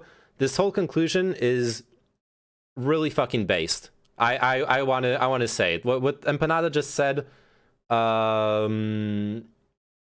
wholeheartedly agree. At all, aside from the US government making zero evidence claims. The best scenario here is there are no sanctions on anyone, okay? No sanctions on anyone, no military action at all, and the US gets the fuck out of Ukraine, but that's obviously not going to happen, unfortunately. Ukraine is practically certain to just continue to be dominated as a neoliberal puppet state, indebted to the IMF for all eternity, getting rid of all of its subsidies, all of its workers' rights, whatever little may remain, on the orders of the US and the EU. You want a solution to this problem? You can't bring your neoliberal... Now this part I don't... Yeah. Being... There are problems with IMF loans that and shit, but yeah. puppet state into NATO for one. That's obviously something that Russia has a big problem with. There's and a lot NATO, to unpack by the way, there. Is another fucking... It's an imperialist bloc. It's always been an imperialist bloc. It was founded as an imperialist bloc. So get the fuck out of here with NATO is not imperialist. Shut the fuck up. NATO is essentially a military alliance of the world's biggest imperialist bloc, which is the Western bloc. Obviously, it's imperialist. They also say it's like a defensive alliance. Defensive against what? Alfonso NATO invaded Berg, Afghanistan. Nice defense there, you fucking disagree. moron. Yeah, NATO just turned from an anti-USSR imperialist alliance into a means of competing for geopolitical hegemony against Russia and China. The only possible solution here, if we just look at this from like a liberal geopolitical view, is that the Western bloc stops trying to bring Ukraine into NATO and the EU. Not gonna fucking happen. If it happens, you're gonna have very fucking bad problems with Russia. You know, if you talk about being a pragmatist and you think that Ukraine joining NATO and the EU is a good idea, you're not a pragmatist, you're a fucking ideologue, because nothing about that is pragmatic. That would be a fucking disaster. I don't disagree with that. Another thing is that public opinion of Western Ukrainians especially has been completely manipulated by Western propaganda for decades now. So to be like, oh, we need to give them self-determination, just like have them fucking vote on like joining the EU or whatever today. You know, when you manipulate the populace You're for judging an decades, edited stream of obviously they're going consciousness to give you stream. the Keep that in desired mind. result. Sure. That's what the US and the EU have done. I know. So there's no such thing as like an untainted self-determination or whatever in any of these places. Anywhere in the world, really. Read Manufacturing Consent. You call yourself anarchists who love Chomsky, but you never do it. The solution here is for both sides to back the fuck off. The real only solution here, like the only thing that could possibly work decently for Ukraine is Viktor to play Orban both is going to sides, or at save least Europe, obviously yeah. Ukraine doesn't Oh really my have much fucking leverage to god. sort of play both sides, but to like kowtow to both, to balance them both. It's the only possible way that Viktor it can, Orban is fucking has cringe. any sort of chance of maintaining its independence, at least in a liberal geopolitical framework. What Ukraine should do is have a communist revolution. This is the same thing that essentially every country in the world has to do now. Every country in the world that is not just a straight up compromised part of the US geopolitical bloc, or sometimes the Russian or Chinese geopolitical bloc, there's very few of those, needs to just play the US and Russia off each other to balance between them. Not just the US and Russia, US, Russia, and What does especially that have to China. do with the communist Russia revolution, is far less though? important Like, than China in these terms. But you certainly should not be supporting any US imperialism.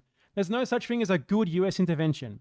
There's no such thing as a non-imperialist sanctioning, a non-imperialist sending troops. You fucking crazy people. And there's certainly no such thing as a non-imperialist US empire which controls the entire global financial system, the global reserve currency, essentially all global banking. Every country in the world has to bank within the US. he needs to And to a stop lesser pointing at the extent, camera. It Ukraine really and EU. fucks with his Every country. autofocus. A country that has proven time and time again that if you defy its desire to control your economy, to dictate your economic policy, in even the most milquetoast, like social democratic way, it's going to try to coup you. It's going to try to rig your elections. If that doesn't work, it's going to try to starve you with sanctions. If that doesn't work, it's going to invade you and murder millions of people. Like, you cannot think that that country should play world police against anyone. No one. Unless you're fucking insane.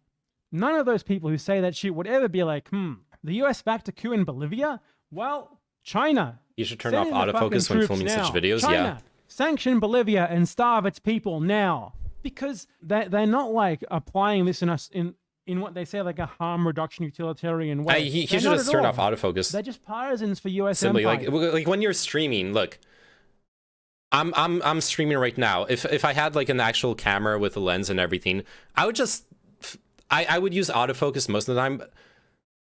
But at some point I could just like, I know I'm almost always gonna sit at this like this like range of distance from the camera, so I can just have a fixed focus. Anyways, can't believe how hard Twitch sabotages their own embeds. It's terrible. Twitch is fucking terrible with that. If you want, you can watch me on YouTube if you prefer. You can just embed the YouTube stream. Oh, from starting at 160p to dropping to low quality when set on auto. Yeah, auto is terrible. You need to like set it up. It's the first thing I always do when I open a Twitch stream, but that doesn't matter whether it's embedded or not. It does it on the website too. I just, it was never a issue. It's 100% planned. You think so? I don't know. I always just fucking set it to the maximum quality, the source.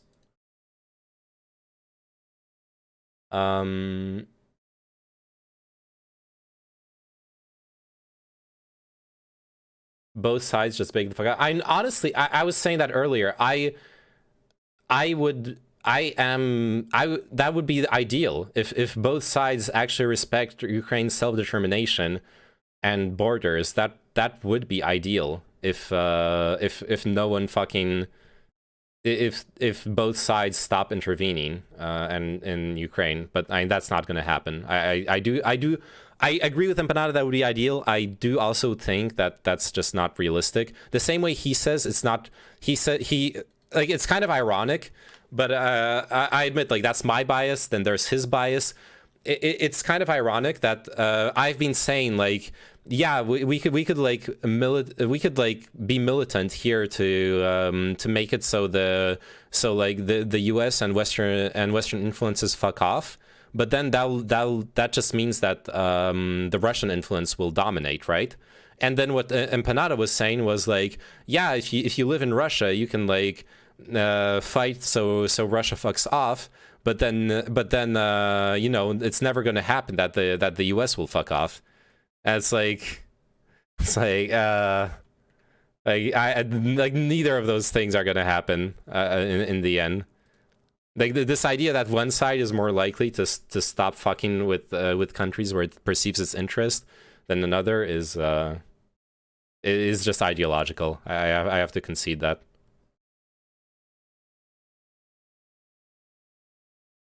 Also, someone posted a meme earlier that I have to share.